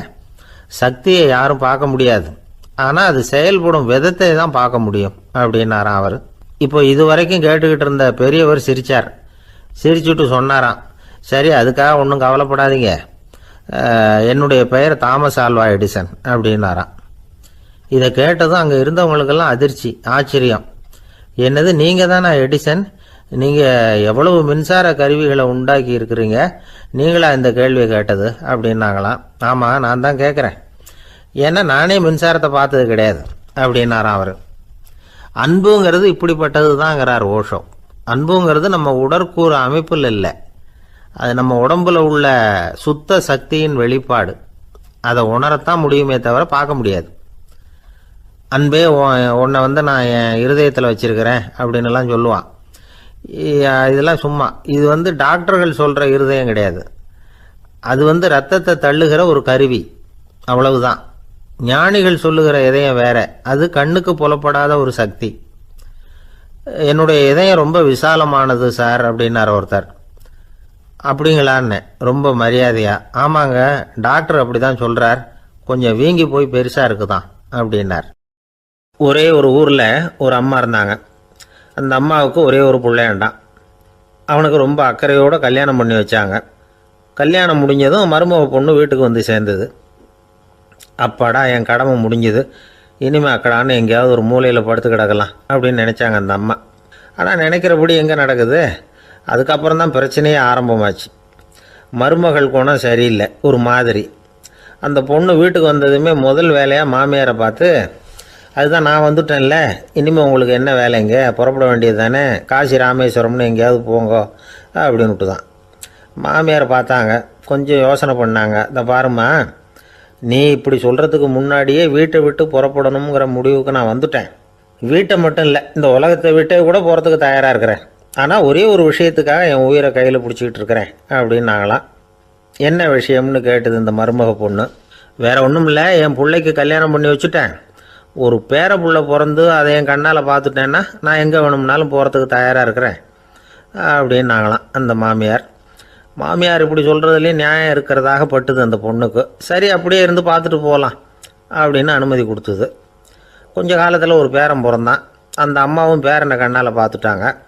சரி பேரனை பார்த்தாச்சுல்ல, இனிமேல் புறப்பட வேண்டியது தானே அப்படின்னது மருமக பொண்ணு. மாமியார் பார்த்தாங்க, நீ சொல்கிறது சரிதாம்மா, அதில் ஒன்றும் தப்பு இல்லை. என்னோட பேரன் உங்களை அம்மா அப்பான்னு கூப்பிடுறத என் காது குளிர கேட்டுட்டு போயிடுறேனே அப்படின்னாங்களாம். சரி அந்த ஆசையை நிறைவேறட்டும் அப்படின்னு காத்துக்கிட்டு இருந்தாங்க. பேரன் வளர்ந்தான், நடந்தான், பள்ளிக்கூடம் போனால் பெரியவனானா. மருமக பொண்ணு மறுபடியும் மாமியாரை விரட்ட ஆரம்பிச்சுட்டுது, இன்னும் புறப்புள்ளையான்னு. இதை பாருமா, இது வரைக்கும் இருந்துட்டேன். பேரனோட கல்யாணத்தையும் கண்ணால் பார்த்தா தான் இந்த கட்டை வேகும் போல் இருக்குது அப்படின்னு சொல்லி ஒரு மாதிரியாக பேச ஆரம்பித்தாங்க. இதுவும் நியாயமான ஆசையாக தான் படுது அப்படின்னு அது யோசிச்சிருக்கு அந்த பொண்ணு. சரின்னு அதுக்கும் ஒத்துக்கிட்டது. உடனே பேரனுடைய கல்யாணமும் முடிஞ்சது ஒரு வழியாக. இனிமேல் ஒரு நொடி கூட இங்கே இருக்கக்கூடாது, புறப்படுங்க அப்படின்னு மாமியாரை விரட்டிச்சான் அந்த பொண்ணு. இப்போ அந்த மாமியார் தன்னோட மருமகளை பார்த்து சொல்கிறாங்க, இதோ கிளம்பிட்டாம்மா, என் மூட்டை முடிச்செல்லாம் கட்டிக்கிட்டேன், புறப்பட்டுட்டேன். அப்படியே நீயும் உன் துணிமணிகளை மூட்டை கட்டிக்கிட்டு கிளம்பிடும் என்னோட சேர்ந்து, 2 பேருமா சேர்ந்து போயிடலாம் அப்படின்னாங்களாம். அந்த பொண்ணு முழிக்குது. முழிக்காதே, உனக்கும் ஒரு மருமக வந்துட்டா, இனிமேல் நீயும் ஒரு மாமியார் தானே, உனக்கும் இனிமேல் இங்கே வேலை இல்லை, புறப்படு அப்படின்னாங்களாம். அப்போ தான் அந்த பொண்ணு சிந்திக்க ஆரம்பிச்சுதான், தன்னோட தவறு புரிஞ்சுதான். இந்த தகவலை கேட்டுக்கிட்டு இருக்கிற மருமகள்லாம் இதை பற்றி கொஞ்சம் யோசித்து பார்க்கணுங்கிறதுக்காகத்தான் இதை சொல்கிறோம் மாமியார்கள் சார்பாக. கொஞ்ச நாளைக்கு முன்னாடி ஒரு பொண்ணை பார்த்து பேசுகிற சந்தர்ப்பம் கிடைச்சிது ஒரு கல்யாண வீட்டில். அந்த பொண்ணு சொல்லிச்சு, சார் எனக்கு கல்யாணம் ஆகி 15 வருஷம் ஆகுது, நான் மாமியார்கிட்ட சண்டை போட்டதே இல்லை அப்படின்னு ரொம்ப அடக்கமாக சொல்லிச்சு. அது எப்படிம்மா சாத்தியமாச்சுன்னு கேட்டோம். எனக்கு கல்யாணம் ஆகி 15 வருஷம்தான் ஆச்சு, ஆனால் என் மாமியார் செத்து போய் 20 வருஷத்துக்கு மேலே ஆயிட்டுது அப்படின்னுது. லோகமானிய பாலகங்காதர திலகர் இருந்தார்ல, அவருக்கு 15 வயசுலேயே கல்யாணம் நடந்துதான். மனைவி பேர் தபிபாய், ரொம்ப பெரிய குடும்பத்து பொண்ணு, நல்ல குணம். அவங்க குடும்பம் நடத்திக்கிட்டு இருக்கிறாங்க. அந்த காலத்தில் திருடர்கள் பயம் அதிகம். இந்த காலத்தில் மட்டும் என்னன்னு கேட்குறீங்களா? நீங்கள் கேட்குறது நியாயம்தான். இருந்தாலும் இந்த காலத்து திருடனுக்கும் அந்த காலத்து திருடனுக்கும் ஒரு முக்கியமான வித்தியாசம் உண்டு. அதாவது அந்த காலத்து திருடன்லாம் நியாயம் அநியாயம் பார்க்குறது உண்டு, இந்த காலத்தில் அப்படி பார்க்குறது இல்லை. அந்த காலத்தில் திருட வர்றவங்கள்ட்ட கூட ஒரு தார்மீக உணர்வு உண்டாம்.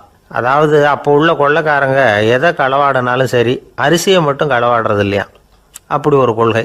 அதனால் பாருங்கள், அந்த காலத்து பெண்கள் நகை நட்டுகளை பத்திரமா வைக்கணும்னா பெட்டியில் வைக்கிறது இல்லை, அரிசி பானையில் போட்டு வச்சு விடுறது.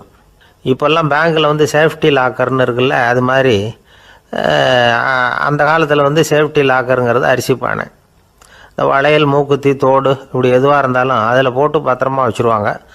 திருடன் அரிசி பானை பக்கம் போகிறதில்ல. ஏன்னா சாப்பிட்ற விஷயத்தில் கை வைக்கக்கூடாது, அது பாவம் அப்படின்னு அவன் நினைக்கிறான். திலகரோட மனைவி தபிபாயும் அதே மாதிரி தன்னுடைய ஆபரணங்களை ஒரு அரிசி பானைக்குள்ளே போட்டு மூடி வச்சுருந்தாங்களாம். இப்படி இருந்தப்போ ஒரு நாள் ஒரு பிச்சைக்கார பொண்ணு வீடு வீடாக பிச்சை கேட்டுக்கிட்டே வந்திருக்குது. திலகர் வீட்டுக்கும் தர்மம் போடுங்க தாயே அப்படின்னு தான் அந்த பொண்ணு. அந்த அம்மா தபிபாய் காதில் இது விழுந்திருக்கு. உடனே கை நிறைய அரிசி அள்ளிக்கிட்டு போட்டிருக்கு. பாத்திரத்தில் அரிசியை போட்டதுக்கு அப்புறம் தான் தெரியுது, பளிச்சுன்னு கண்ணில் படுது. அதாவது அந்த அம்மாவோட வைர மூக்குத்தி ஒன்று அரிசியோடு சேர்ந்து அந்த பிச்சைக்கார பொண்ணு பாத்திரத்தில் போய் விழுந்துட்டுது. இந்த அம்மாவுக்கு மனசுக்குள்ளே குழப்பம், என்ன இப்படி ஆகிட்டுதே, மூக்குத்தி போயிட்டுதே, பிச்சை பாத்திரத்துலேருந்து அதை எப்படி எடுக்கிறது அப்படின்னு தயக்கம். வாயை திறந்து அதை கேட்கறதுக்கும் கூச்சம். திண்ணையில் உட்காந்துருந்த திலகர் இவ்வளவையும் பார்த்துக்கிட்டு இருக்கிறார். மனைவியின் மனசுக்குள்ளே நடக்கிற மௌன போராட்டத்தை அவர் நல்லா புரிஞ்சுக்கிட்டாராம்.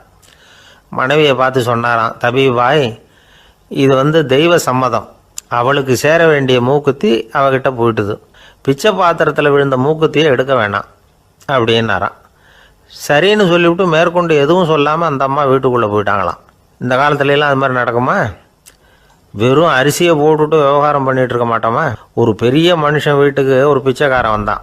ஐயா, நாங்கள் பிச்சைக்காரங்கள்லாம் சேர்ந்து ஒரு சங்கம் வச்சுருக்குறோம், அதுக்கு நிதி சேர்க்குறோம், அதுக்கு ஒரு 100 ரூபா கொடுத்தீங்கன்னா எங்களுக்கு பெரிய உதவியாக இருக்கும் அப்படின்னானா. அதெல்லாம் ஒன்றும் கொடுக்க முடியாது போ அப்படின்னாரான் அவர். அப்படின்னா ஒரு 50 ரூபாயாவது கொடுங்களேன் அப்படின்ட்டுருக்கான். அதுவும் முடியாதுன்னு சொல்லிவிட்டார். 25 ரூபா அப்படின்ட்டுருக்கான். எதுவும் முடியாது அப்படின்னாரான். சரிங்க, இவ்வளவு பெரிய வீட்டுக்கு வெறுங்கையோடு திரும்புறது நல்லா இருக்காது, அதனால் சும்மா ஒரு 1 ரூபா மட்டுமாவது கொடுங்க அப்படின்ட்டுருக்கான் அவன்.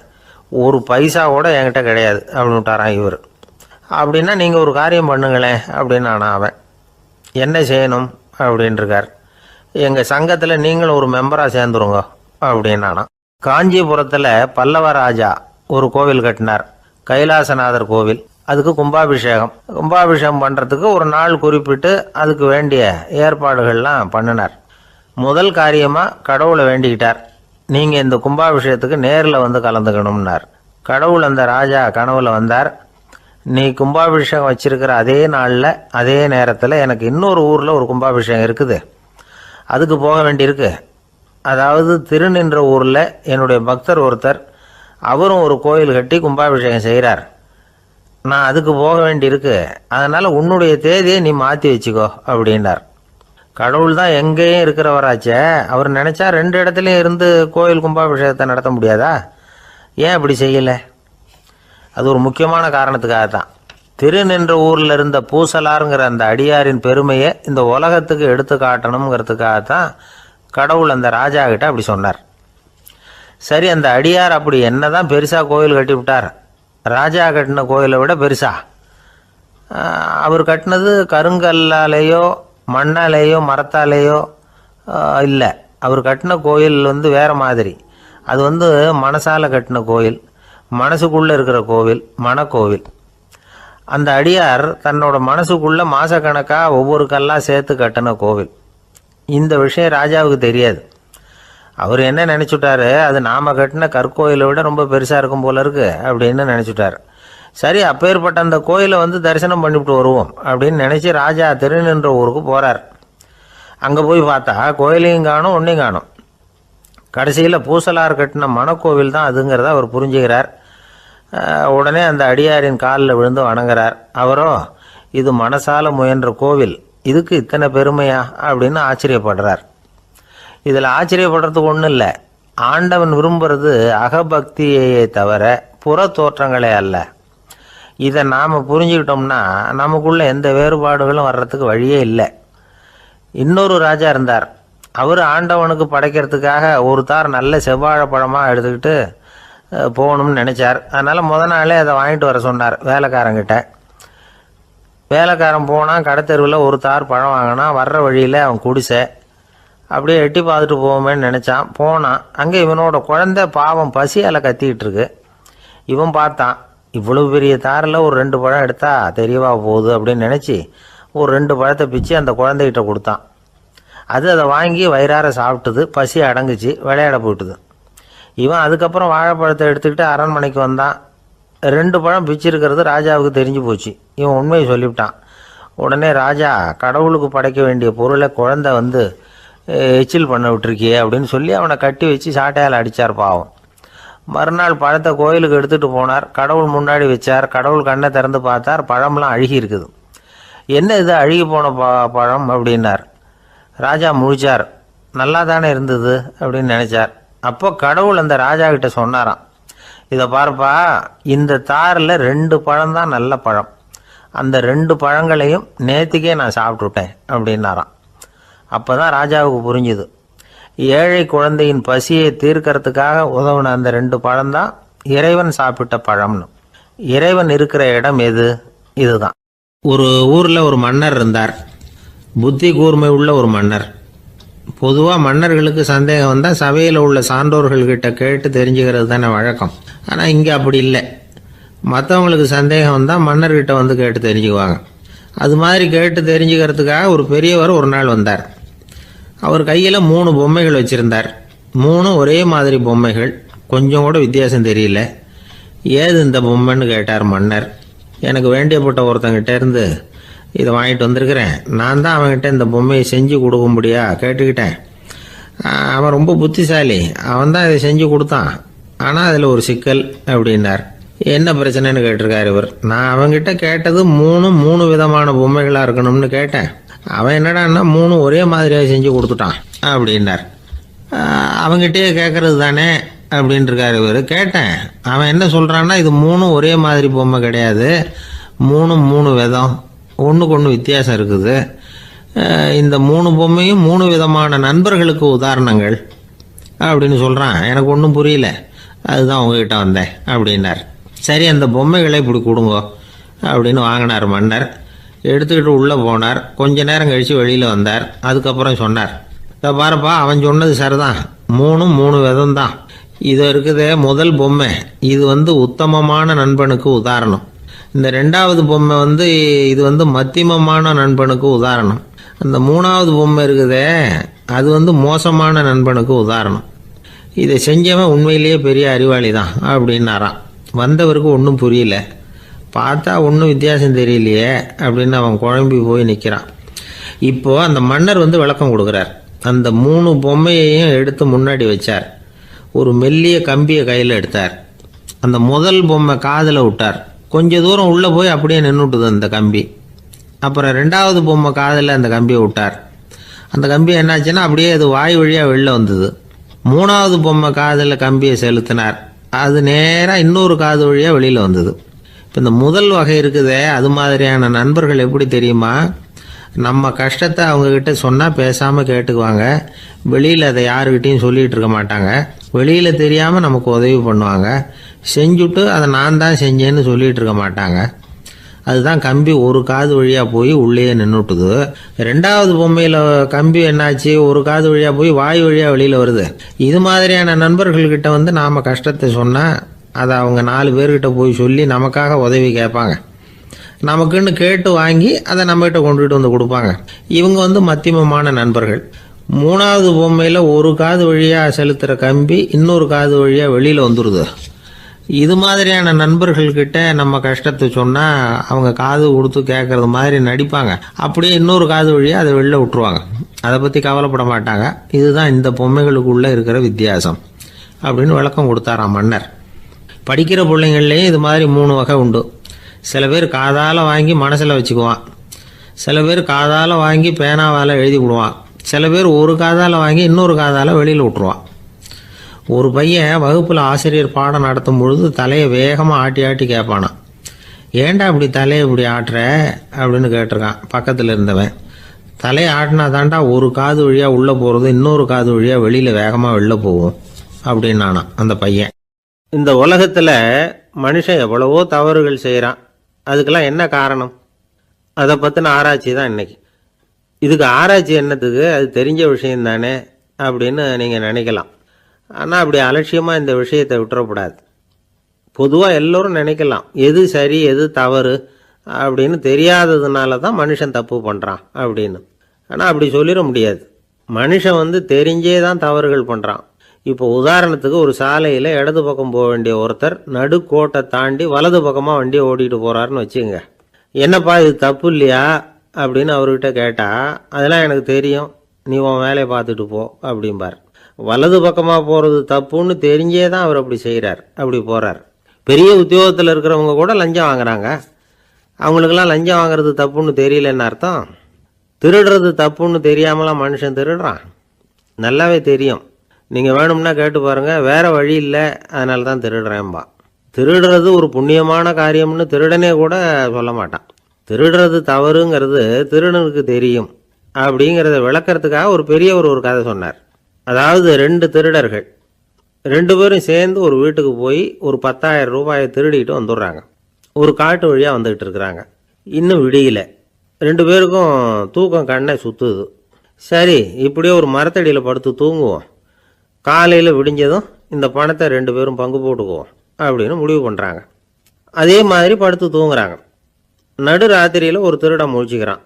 விடிகிற வரைக்கும் காத்துக்கிட்டு இருந்தால் 5,000 ரூபா தான் கிடைக்கும், இப்போவே கம்பி நீட்டினா 10,000 ரூபா கிடைக்கும் அப்படின்னு யோசித்து பார்த்துட்டு ஒரு முடிவுக்கு வந்தான்.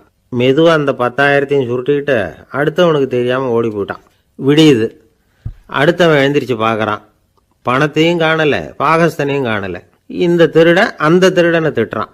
திருட்டு பய, அயோக்கிய பய, இப்படி அநியாயமாக கிளப்பிட்டு போட்டானே அப்படிங்கிறான். இதுலேருந்து என்ன தெரியுது? தெரியாமல் எடுத்துக்கிட்டு போகிறது திருட்டு, அயோக்கியத்தனம், அநியாயம் அப்படிங்கிறது இவனுக்கு தெரிஞ்சிருக்குது. அதனால தான் அடுத்தவனை பார்த்து இப்படி திட்டுறான்.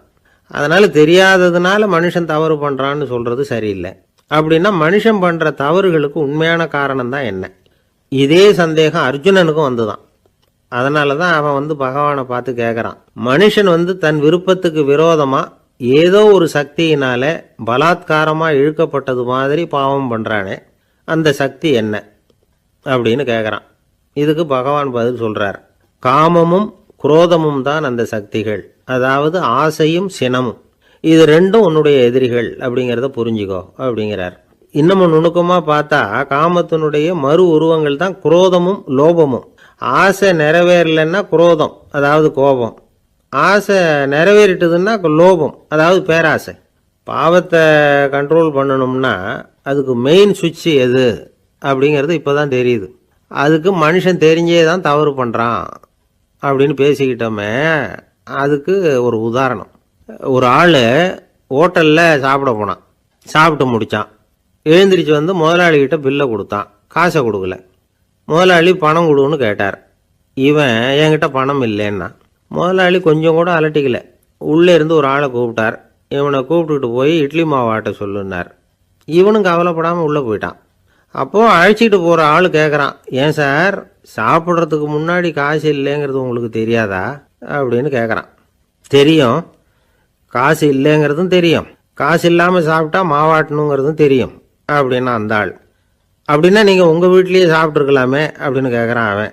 அதுக்கு இவர் சொல்கிறாரு, அது எப்படி, அங்கே சாப்பிட்டாலும் நான் இதே வேலையை தானே செய்ய வேண்டியிருக்கும் அப்படின்னாராம். ஒரு ஊரில் ஒரு பெரிய செல்வந்தர் இருந்தார். பணத்துக்கு பஞ்சம் இல்லை.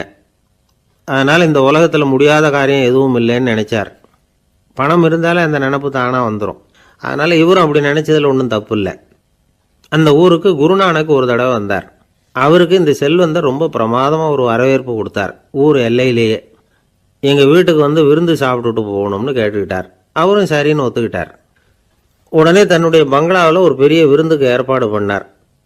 குருநானக்கை அழைச்சிட்டு வீட்டுக்கு போனார், உட்கார வச்சார். ஐயா, நான் இந்த ஊர்லேயே ரொம்ப பெரிய வசதி உள்ளவன், என்னால் எல்லாம் முடியும், உங்களுக்காக நான் என்ன செய்யணும்னு சொல்லுங்கள், எதுவாக இருந்தாலும் பரவாயில்ல, எவ்வளவு செலவானாலும் பரவாயில்ல, என்னால் செய்ய முடியும், என்ன செய்யணும்னு சொல்லுங்கள், அது போதும், நான் செய்கிறேன் அப்படின்னு நான் ரொம்ப பணிவாக. இதை கேட்டதும் குருநானக் சிந்திச்சார் கொஞ்ச நேரம். அதுக்கப்புறம் தன்னோட சட்டை பைக்குள்ளே கையை விட்டு ஒரு பழைய ஊசி ஒன்று எடுத்தார். அந்த செல்வந்தர்கிட்ட கொடுத்தார். இதை பாருங்கள், இவ்வளவு தூரம் நீங்கள் கேட்கறதுனால சொல்கிறேன், எனக்கு நீங்கள் செய்ய வேண்டிய உதவி இதுதான்னார். ஊசியை கையில் வாங்கிக்கிட்டு இதை என்ன செய்யணும்னு சொல்லுங்க அப்படின்னார் அவர். நீங்கள் செய்ய வேண்டியது என்னென்னா, இந்த ஊசியை பத்திரமா வச்சிருக்கணும். நாம் 2 பேரும் இறந்து போனதுக்கு பின்னாடி இன்னொரு உலகத்தில் நாம் சந்திக்கக்கூடிய வாய்ப்பு இருக்குது. அப்போ இந்த ஊசியை என்கிட்ட கொண்டாந்து கொடுக்கணும். இதுதான் நீங்கள் எனக்காக செய்ய வேண்டிய உதவி அப்படின்னார் குருநானக் லேசாக சிரிச்சுக்கிட்டே. இதை கேட்ட உடனே இந்த பெரியவர் முழிக்க ஆரம்பிச்சிட்டார். அது எப்படிங்க, நான் சாகிறப்ப எப்படி இந்த ஊசியை எடுத்துக்கிட்டு இன்னொரு உலகத்துக்கு வர முடியும்னார். ஊசி மாதிரி ஒரு சின்ன பொருளை கூட இந்த உலகத்தை விட்டு நாம் போகிறப்ப எடுத்துகிட்டு போக முடியாதுங்கிறப்போ உங்களோட செல்வத்தையெல்லாம் எப்படி அங்கே எடுத்துகிட்டு வர போகிறீங்க அப்படின்னு கேட்டார் குருநானக். அதுக்கப்புறம் தான் அந்த பெரியவர் யோசிக்க ஆரம்பித்தாராம். குருநானக் சொல்கிறார், இதை பாருங்கள், நாம் செய்கிற நல்லது கெட்டது தான் கடைசி வரைக்கும் நம்ம கூட இருக்கும். அடுத்தவங்க நல்லா இருக்கணுங்கிறதுக்காக பொருளை செலவு செய்யணும், அப்படி செய்யலைன்னா எந்த பிரயோஜனமும் இல்லை அப்படின்னார். அதுக்கப்புறம் தான் அந்த செல்வந்தரின் அறிவு கண் திறந்து தான். உடனே குருநானக்கை வணங்கினார். ஐயா, என்கிட்ட இருந்த ஆணவம் போயிடுது, இனிமேல் என்கிட்ட இருக்கிற செல்வத்தை நல்ல வழியில் செலவழிப்பேன் அப்படின்னாராம். நம்மக்கிட்ட இருக்கிற பணம் எப்பவும் நம்ம கூடவே வந்துக்கிட்டு இருக்காதுங்கிறதுக்கு இது ஒரு உதாரணம். அதுக்காக நாம் பணம் சேர்க்கறத பற்றி கவலைப்பட வேண்டியதில்லை, பேசாமல் படுத்து தூங்கிக்கிட்டு இருந்தால் போதும் அப்படின்னு இதுக்கு அர்த்தம் பண்ணிக்கப்படாது. முறையான வழியில் பணம் சேர்க்கணும், அதை முறையான வழியில் செலவு பண்ணணும். அதனால் ஏற்படக்கூடிய மன நிறைவு இருக்குது பாருங்கள், அது அனுபவித்தவங்களுக்கு தான் தெரியும். சொர்க்கத்துக்கு போகிறவங்க இங்கேருந்து பணத்தை எடுத்துகிட்டு போக முடியாது, ஆனால் நம்ம செல்வத்தை இங்கே மற்றவங்களுக்கு பயன்பட செய்து அதனால் ஏற்படுற புண்ணியம் இருக்குது பாருங்கள், அதை எடுத்துகிட்டு போக முடியுமா. இதுதான் ஆன்மீகவாதிகள்லாம் சொல்கிற கருத்து. ஜான் நியூட்டன் ஒருத்தர், அவர் சொன்னார், நான் எப்போவாவது சொர்க்கத்துக்கு போய் சேர்ந்தேன்னா அங்கே 3 அதிசயங்களை பார்ப்பேன்னார். என்னன்னு கேட்டாங்க. நான் யார் யார் இருக்க மாட்டாங்கன்னு நினச்சிக்கிட்டு இருந்தானோ அவங்களில் சில பேர் அங்கே இருப்பாங்க, அது ஒரு பெரிய அதிசயம்னார். சரி, அடுத்தது என்ன? 2வது அதிசயம் என்னன்னா, அங்கே இருப்பாங்கன்னு நான் எதிர்பார்த்த சில பேர் அங்கே இருக்க மாட்டாங்க அப்படின்னார். சரி, 3வது பெரிய ஆச்சரியம் என்ன அப்படின்னா, நான் அங்கே இருக்க பாருங்க, அதுதான் அந்த 3வது அதிசயம் அப்படின்னாராம். இன்பம் துன்பம் இது 2ம் சேர்ந்தது தான் வாழ்க்கை. இது எல்லாரும் சொல்லிகிட்டு இருக்கிற ஒரு உண்மை. அது சரி, இது 2ம் வர்றதுக்கு என்ன காரணம்? துறவி ஒருத்தர் யோசித்து பார்த்துருக்கார். இன்ப துன்பம் தோன்றுவதற்கு முக்கியமாக 6 காரணங்கள் உண்டு அப்படிங்கிறார் அவர். அது என்னங்கிறத நாமளும் தெரிஞ்சு வச்சுக்குவோமே. இப்போ முதல் காரணம் சுயநலம். ஒரு தாயார் தன்னுடைய சுயநலம் கருதி தன்னுடைய மகன் இன்பமாக இருக்கணும்னு ஆசைப்படுறாங்க. மகனும் அப்படியே ஆசைப்படுறான். அதனால் தாயாரின் இன்ப துன்பங்களை பார்த்துட்டு மகனும் இன்ப துன்பம் அடையிறான். அந்த அம்மாவுக்கும் அதே நிலைமை தான். 2வது காரணம் உறவு. நான் துறவியான பிறகு கூட உறவுங்கிற காரணத்தினால தான் தாயாருடைய சுக துக்கங்களை கண்டு நானும் சுக துக்கம் அடைகிறேன். என் தாயாருடைய நிலைமையும் இதுதான் அப்படிங்கிறார் ஒரு துறவி. 3வது காரணம் என்னென்னா அறிமுகம். எனக்கு அறிமுகமான ஒருத்தரை ரயில் நிலையத்தில் சந்திக்கிறேன். அவர் தன்னுடைய பணப்பையை எங்கேயோ தொலைச்சி விட்டு வருத்தப்பட்டுக்கிட்டு இருக்கிறார். நானும் வருத்தப்படுறேன். அந்த சமயத்தில் யாரோ ஒருத்தர் இதுதானே அவங்க பணப்பை அப்படின்னு சொல்லி கொண்டாந்து நீட்டுறார். பணப்பையை தொலைச்சவர் சந்தோஷப்படுறார், நானும் சந்தோஷப்படுறேன். இது அந்த துறவி சொல்கிற அனுபவம். 4வது காரணம் என்னென்னா கருணை. எனக்கு முன்னே தெரியாத ஒருத்தனை யாரோ ஒருத்தன் அடித்து காயப்படுத்தி போடுறான். கருணை காரணமாக நான் அதுக்காக துக்கப்படுறேன். 5வது காரணம் எதையும் நம்புறது. ஒரு பசுமாட்டை ஒரு முரணை அடிச்சுக்கிட்டு இருக்கிறான் அப்படின்னு ஒருத்தர் வந்து நம்மகிட்ட சொல்கிறாருன்னு வைங்க, உடனே நான் துக்கப்படுறேன். இன்னொருத்தர் வந்து அந்த முரணனை போலீஸ்காரங்க பிடிச்சிட்டு போயிட்டாங்கன்னு சொல்கிறாரு, நான் உடனே சந்தோஷப்படுறேன். 3வதாக ஒருத்தர் வந்து முதல் 2 பேரும் சொன்னது பொய்யுங்கிறார். அப்போ நான் இன்ப துன்பம் ரெண்டுமே இல்லாமல் நிம்மதியாக இருக்கிறேன். இது ஒரு விதம்.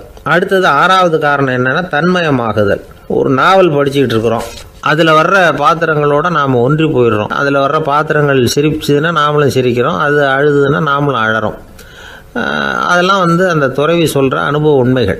இன்ப துன்பம் இது ரெண்டும் தோன்றுவதற்கு சுயநலம், உறவு, அறிமுகம், கருணை, எதையும் நம்புறது, தன்மயமாகிறது, இது எல்லாம் தான் முக்கிய காரணம் அப்படின்னு அவர் சொல்கிறார். ஆகக்கூடி ஒட்டு மொத்தமாக யோசனை பண்ணி பார்த்தா பிற பொருள்கள் மீது பற்றுதல் காரணமாக தான் நாம் வந்து இன்ப துன்பம் அடையிறோம் அப்படிங்கிறத புரிஞ்சிக்க முடியுது. மனுஷன் வந்து இன்ப துன்பம் அடையிறதுக்கு 7வது காரணம் கூட ஒன்று உண்டு அப்படின்னு சொல்லிகிட்டே வந்தார் ஒருத்தர். அது என்ன அப்படின்னு கேட்டோம். அதுதான் சார் இந்த நீங்கள் சொல்லிட்டு வர்ற இன்று ஒரு தகவல்னார். எப்படி சொல்கிறீங்கன்னு கேட்டோம். இன்று ஒரு தகவல் கேட்க ஆரம்பிக்கிறப்போ மனசில் இன்பம், ஆரம்பித்த உடனே இது ஏற்கனவே கேட்ட சமாச்சாரமாச்சே அப்படின்னு நினைக்கிறப்போ துன்பம் அப்படின்னு அதுக்கு ஒரு விளக்கம் கொடுத்தார் அவர். வயிறு பசிக்குதேங்கிறது சிலரோட கவலை, வயிறு பசிக்க மாட்டேங்குதே அப்படிங்கிறது சில பேரோட கவலை. 2 விதமான கவலைக்கும் வயிறு தான் காரணமாக இருக்குது. வயிறு பசிச்சதுன்னா அது இயற்கை, வயிறு பசிக்கலைன்னா அது வியாதி. ஆனால் பசியையும் நாம் வந்து பசிப்பிணி அப்படின்னு தான் சொல்லுவோம். என்ன காரணம்? வியாதியை போக்க வேண்டியது எவ்வளவு முக்கியமோ அதை விட முக்கியம் பசியை போக்க வேண்டியது. ஒரு சமுதாயத்தில் பசிப்பிணியே இருக்கக்கூடாது, அதுதான் நல்ல சமுதாயம். பசியை போக்கணும்னா சாப்பாடு போடணும், பசியின்மையை போக்கணும்னா வைத்தியம்தான் பண்ணணும். இது சம்பந்தமாக எவ்வளவோ ஆராய்ச்சிகள் நடக்குது, நிறைய மருந்து கண்டுபிடிச்சிருக்கிறாங்க. நம்ம உடம்புல பசியை தூண்டக்கூடிய பகுதி எது, இதை முதல்ல தெரிஞ்சுக்கணும் இல்லையா? நாம் சாப்பிட்ற ஆகாரம் செரிக்கிறதுக்கு எது காரணம் தெரியுமா? நம்ம மூளையோட பின்பகுதி தான் அதுக்கு காரணமாக இருக்குதாம். மூளையின் பின்பகுதியில் நரம்பு செல்களால் ஆன 2 வகையான ஆரக்சின்கள் தான் பசியை உண்டாகுது அப்படின்னு கண்டுபிடிச்சிருக்கிறாங்க. 2 ஆய்வாளர்கள் இதை கண்டுபிடிச்சிருக்காங்க. அவங்க 2 பேரும் டெக்சாஸ் பல்கலைக்கழகத்தில் ஹார்வர்டு ஹக்ஸ் மருத்துவ கல்வி நிலையத்தில் பணிபுரிகிறவங்களாம். உண்பது தேவைங்கிறது உணரப்படும் போது மூளையின் அந்த குறிப்பிட்ட பகுதி ஆரக்சின் அப்படிங்கிற ஹார்மோன்களை சுரக்கும். அது பசி உணர்வை தூண்டும் அப்படிங்கிறது தான் அந்த ஆய்வாளர்களின் கண்டுபிடிப்பு. இந்த ஆரக்சின் வேறு சில உயிரினங்கள்லேயும் உண்டு. இப்போ எலிகளில் கூட இது இருக்குது. அதனால் எலிகளை வச்சு இது சம்பந்தமாக ஆராய்ச்சி பண்ணாங்க. எலிகள் உடம்பில் ஆரக்சினை செலுத்தி பார்த்தாங்க. உடனே என்னாச்சு தெரியுமா? அந்த எலியெல்லாம் பசியால் துடிக்க ஆரம்பிச்சுட்டுது. எதையாவது தின்னு பசியை தீர்த்தா போதுங்கிற அளவுக்கு அந்த எலிகள்லாம் அல்லாட ஆரம்பிச்சுட்டுது. இயல்பாக சாதாரணமாக அந்த எலிகள் எவ்வளவு சாப்பிடுமோ அது மாதிரி 8 முதல் 10 மடங்கு அதிகமான ஆகாரத்தை 1 மணி நேரத்துக்குள்ளே சாப்பிட்டு தீர்த்துட்டு தான். சில எலிகளின் மூளையில் இந்த ஆரக்சின் அளவை கட்டுப்படுத்தி பார்த்துருக்குறாங்க. உடனே என்னாச்சு தெரியுமா? அதெல்லாம் சாப்பாட்டை கண்டால் முகத்தை திருப்பிட்டு போக ஆரம்பிச்சுட்டு தான். அந்த எலிகளுக்கு பசி எடுக்கலையாம். இந்த ஆராய்ச்சியின் அடிப்படையில் பசியை எடுக்காமல் இருக்கிற மனிதர்களுக்கும் பசியை தூண்ட முடியும் அப்படின்னு சொல்லி ஆராய்ச்சியாளர்கள் தெரிவிச்சிருக்கிறாங்க. ஆக ஆரக்சின் தான் பசிக்கு காரணம்ங்கிறது தெரிஞ்சு போச்சு. சரி, இந்த ஆரக்சின் அப்படின்னா என்ன? அது ஒரு கிரேக்க சொல், அதுக்கு வந்து பசின்னு அர்த்தம். நம்ம ஆளுங்களுக்கெல்லாம் பசியை தூண்டுறதுக்கு மருந்து தேவையில்லை, பசியை குறைக்கிறதுக்கு தான் மருந்து தேவை. ஒரு அம்மா டாக்டரை தேடி வந்தாங்களாம். டாக்டர், எங்கள் வீட்டுக்காரருக்கு திடீர்னு அகோர பசி, நிறைய சமைச்சு போடுறேன், அவ்வளவையும் சாப்பிட்டுட்டு கீழே கிடக்கிற குப்பை கூலங்களையும் எடுத்து சாப்பிட ஆரம்பிச்சுட்றார், என்னன்னு கவனித்து பாருங்கள் அப்படின்னாங்களாம். எவ்வளோ நாளாக அப்படி இருக்குதுன்னு கேட்டிருக்காரு டாக்டர். 1 வாரமாக அப்படி இருக்குதுன்னாங்களாம். இவ்வளவு நாளாக ஏன் சும்மா இருந்தீங்க, ஆரம்பத்திலே இங்கே அழைச்சிட்டு வர வேண்டியது தானே அப்படின்னாரான் டாக்டர். அது ஒன்றும் இல்லை டாக்டர், வீடு பூரா சுத்தமாகட்டுமேன்னு பார்த்துக்கிட்டு இருந்தேன் அப்படின்னாங்களாம் அந்த அம்மா. ஒரு மாணவனை பார்த்தேன், என்ன தம்பி படிப்புலாம் எப்படி இருக்குது அப்படின்னு விசாரித்தேன். அவன் ரொம்ப அழுத்துக்கிட்டான். நான் நல்லா தான் சார் படிக்கிறேன், இருந்தாலும் புத்தியில் சரியாக ஏற மாட்டேங்குது சார் அப்படின்னா. சரி, இவனும் நம்ம ரகம்தான் அப்படின்னு சொல்லி முடிவு பண்ணிட்டோம். கல்வி கற்கக்கூடிய ஒரு மாணவன் சம்பந்தப்படுற புத்திகள் பல வகை. அதை பற்றி ஒரு பெரியவர் விளக்கி இருக்கிறார். மிருத்து புத்தின்னு ஒன்று இருக்குதான். மிருத்துன்னா மண்ணால் செவுறு கட்டுறோம்ல, மண் சுவரில் ஆணி அடிக்கிறதும் சுலபம், அதை பிடுங்கி எடுக்கிறதும் சுலபம். அது மாதிரி சில பேர் குரு சொல்லி கொடுக்குறத சுலபமாக கேட்டு தெரிஞ்சு வச்சுக்குவாங்க, கொஞ்ச நேரத்தில் சுலபமாக மறந்தும் போயிடுவாங்க. இது மிருத்து புத்தின்னு பேர், மண் புத்தி. தாரு புத்தின்னு ஒன்று உண்டான். தாருன்னா மரம். அதில் பச்சை மரத்தில் ஆணி அடிக்கிறது சுலபம், ஆனால் அதை எடுக்கிறது கஷ்டம். அது மாதிரி ஆசிரியர்கிட்ட இருந்து கேட்டதை கவனமாக மனசில் பதிய வச்சுக்கிட்டு அதை மறக்காமல் இருக்கிறது தாரு புத்தி. பட்டை மரமாக இருந்தால் அதில் ஆணி அடிக்கிறதும் கஷ்டம், அடிக்கிற ஆணியும் சீக்கிரம் நழுவிடும். அது மாதிரி கேட்குற விஷயம் மனசில் பதியறதும் கஷ்டம், அப்படியே பதிஞ்சாலும் அது நீடிச்சு இருக்கிறதும் கஷ்டம், கொஞ்ச காலத்தில் மறந்துடும். இன்னொரு வகை புத்தி ஒன்று உண்டு, அதுக்கு பேர் சிலா புத்தின்னு பேர். சிலான்னா கல். ஒரு கருங்கல்லில் 4 துளையை போட்டு ஒரு துளையில் உளியை வச்சு அடித்தா மற்ற துளை வழியாகவும் பிளந்து கல் 2 ஆகிடும். அது மாதிரி சந்தியான இடங்களில் குறிப்பாக ஒரு பொருளை சொன்னால் அதை வச்சுக்கிட்டு மற்றதையும் தெரிஞ்சுக்கிறது, அது சிலா புத்தின்னு பேர். வேணு புத்தின்னா என்ன தெரியுமா? வேணுன்னா மூங்கில் கணுவில் ஒரு பக்கம் உளியை வச்சு அடித்தா 2 பக்கமும் பிளந்துடும். அது மாதிரி ஒரு செய்தியை கேட்டுக்கிட்டு இருக்கிறப்பவே அதோட முன்பின் தொடர்களையும் தெரிஞ்சுக்கணும், அது வேணு புத்தி. தைல புத்தின்னு ஒன்று உண்டு. தைலம்ங்கிறது எண்ணெய். தண்ணியில் ஒரு துளி எண்ணெயை விட்டால் அது தண்ணி பூரா பரவி போடுதில்ல, அது இப்படி பரவுறது மாதிரி ஆசிரியர் சுருக்கமாக ஒரு கருத்தை சொன்னால் அதை வச்சுக்கிட்டு பூரா விஷயங்களையும் தெரிஞ்சுக்கணும், அது தைல புத்தி. கற்பூர புத்தின்னு ஒன்று கேள்விப்பட்டிருக்கோம். அது எப்படின்னா, கற்பூரம் தீ பட்ட உடனே பிடிச்சிக்கும். ஆசிரியர் சொன்ன உடனே நுண்ணறிவோட பாடங்களை புரிஞ்சுக்கிறது இந்த வகை புத்தி. கரி புத்தின்னு ஒன்று. அது எப்படின்னா, கரியில் நெருப்பை வச்சு விசிறிய பிறகு அதுக்கப்புறம் அது கறி நெருப்பாகும். அது மாதிரி காலம்பரை சாயந்தர வேலைகளில் ஆசிரியர் பாடம் சொல்லி கொடுப்பார், அதை கொண்டு புரிஞ்சுக்கிறது இந்த வகை. கதலித்தண்டு புத்தின்னு ஒன்று சொல்லுவாங்க. கதலிங்கிறது வாழை மரம். வாழைத்தண்டில் தீ வைக்கிறது எவ்வளவு சிரமமோ அவ்வளவு சிரமத்தோடு கல்வி கற்கிறது கதலித்தண்டு புத்தி. இதை தவிர இன்னும் சில வகையான மாணவர்களை கூட அடையாளம் காட்டுறாங்க. ஆசிரியர் சொன்னதில் நல்லதை மட்டும் எடுத்துக்கிறவன் அன்னம். ஆசிரியர் கிடைச்ச இடத்துல பாடத்தை கேட்டுக்கிட்டு பிறகு தனியாக உட்காந்து சிந்திக்கிறவன் பசுமாடு அப்படி தானே, புல் கண்ட இடத்துல மேயும், அதுக்கப்புறம் நிதானமாக அசை போட்டுக்கும். ஆசிரியர் சொன்னதை தவிர வேறு எதையும் சொல்ல முடியாதவன் கிளி. பல இடங்களில் பாடங்கள் கேட்டு கடைசியில் ஒன்றும் புரியாமல் போகிறவன் ஆடு ஒரு செடியில் வயிறார மேயாது, ஒரே செடியில் இக்கரைக்கு அக்கறை பச்சைன்னா அங்கேயும் இங்கேயும் அலைஞ்சிக்கிட்டே இருக்கும். சில பேருக்கு எருமைன்னு பேர். எருமை எப்படின்னா குளத்து நீரை கலக்கி தான் குடிக்கும். அது மாதிரி ஆசிரியர் மனசை நோக செய்து பயில்கிற மாணவர்கள்லாம் இந்த ரகம். இவ்வளவுலாம் இருந்தாலும் இந்த காலத்து மாணவர்கள்லாம் ஒரு தனி ரகம். ஒரு ஆசிரியர் வகுப்பில் பாடம் நடத்திக்கிட்டு இருந்தார். இலக்கண வகுப்பு. இறந்த காலம், நிகழ்காலம், எதிர்காலம், past tense, present tense, future tense, இதை பற்றிலாம் பாடம் நடத்துகிறார். எல்லாம் சொல்லி கொடுத்துட்டு இப்போ நான் ஒரு வாக்கியம் சொல்லுவேன், அது என்ன காலம் அப்படிங்கிறத நீங்கள் சொல்லணும்னார் ஆசிரியர். சரின்னாங்க மாணவர்கள்லாம். நான் நாளைக்கும் பாடம் நடத்தப் போகிறேன், இது என்ன காலம் அப்படின்னு கேட்டார் ஆசிரியர். அதாவது நான் நாளைக்கும் பாடம் நடத்தப் போகிறேன், இந்த வாக்கியம் என்ன காலம்னு கேட்டார். ஒரு பையன் மெதுவாக எழுந்திரிச்சு சொன்னான், இது எங்கே போதாத காலம் சார் அப்படின்னு சொல்லிவிட்டு உட்காந்துட்டானா. ஒருத்தர் ஓடி வந்தார், இன்னொருத்தரை பார்த்து, சார் உங்கள் சைக்கிளை ஒரு நாள் இரவல் கொடுங்களேன், பக்கத்து ஊருக்கு போயிட்டு வர வேண்டியிருக்கு அப்படின்னார். இவர் சைக்கிளை கொடுத்து பத்திரமா கொண்டுகிட்டு போங்கன்னார். சார் இதை பத்திரமா கொண்டு போகிறேன், கவலையே வேணாம், ஏன்னா இது உங்களோட சைக்கிள் அப்படின்னு நான் நினைக்கல, என்னோட சைக்கிளாக நினைக்கிறேன் அப்படின்னார். அதுக்கப்புறம் தான் இவருக்கு உண்மையாகவே பயம் வந்துட்டுது. ஏன்னா அவர் சொன்னது மாதிரி அதை தன்னோட சைக்கிளாகவே நினச்சி தள்ளிட்டு போட்டால் என்ன பண்ணுறது? எதை நம்முடையதாக நினைக்கணுங்கிறதுக்கு ஒரு வரையறை இருக்குது. சில பேர் ஆஃபீஸையே வீடாக நினச்சி விட்றது உண்டு. அப்படிப்பட்டவங்க கூட வீட்டை ஆஃபீஸாக நினைக்கிறதில்ல. ஏன்னா வீட்டில் இவர் ஆஃபீஸராக நடந்துக்க முடியறதில்ல. இதெல்லாம் ஒரு பக்கம் இருக்கட்டும். இப்போ விஷயத்துக்கு வருவோம். பொறியியல் மேதை டாக்டர் விஸ்வேஸ்வரய்யா இருந்தார் இல்லையா, பாரத ரத்னா விருதெல்லாம் கொடுத்தாங்களே. ஆஃபீஸ் வேலை வேறு, சொந்த வேலை வேறு அப்படிங்கிறதுக்கு ஒரு உதாரணமாக இருந்தவர் அவர். மைசூர் மகாராஜா கிட்ட திவானாக இருந்தார். அவர் ஒரு நாள் அரசாங்க வேலை காரணமாக வெளியூர் போயிருந்தார். ஹாசன்கிற ஊருக்கு பக்கத்தில் ஒரு பயண மாளிகை, அங்கே தங்கிவிட்டார். ராத்திரி அங்கே தங்கி இருந்துட்டு விடிஞ்சதும் ஊருக்கு திரும்புறதாக திட்டம். ராத்திரி தூங்கிறதுக்கு ரொம்ப நேரம் ஆகிட்டுது. ரொம்ப நேரம் வரைக்கும் அரசாங்க சம்பந்தப்பட்ட வேலைகளையே பார்த்துக்கிட்டு இருக்கிறார். அரசாங்க ஃபைல்கள் நிறைய இருந்தது. அதையெல்லாம் ஒவ்வொன்றா எடுத்தார், படித்து பார்த்தார், பரிசீலனை பண்ணார். அதில் எழுத வேண்டியதை எழுதினார், கையெழுத்து போட்டார். ஒரு வழியாக அந்த வேலையெல்லாம் முடிஞ்சுது. அதுக்கப்புறம் என்ன பண்ணார்னா, தன்னுடைய சூட்கேஸை திறந்தார். அதிலேருந்து 2 மெழுகுவத்தியை எடுத்து கொளுத்தி வச்சார். அந்த பயண மாளிகையில் அது வரைக்கும் எரிஞ்சிக்கிட்டு இருந்த மின்சார விளக்குகளை அணைச்சிட்டார். அதுக்கு பிறகு அந்த மெழுகுவத்தி வெளிச்சத்தில் சில புத்தகங்களை தொடர்ந்து படிக்க ஆரம்பிச்சிட்டார்.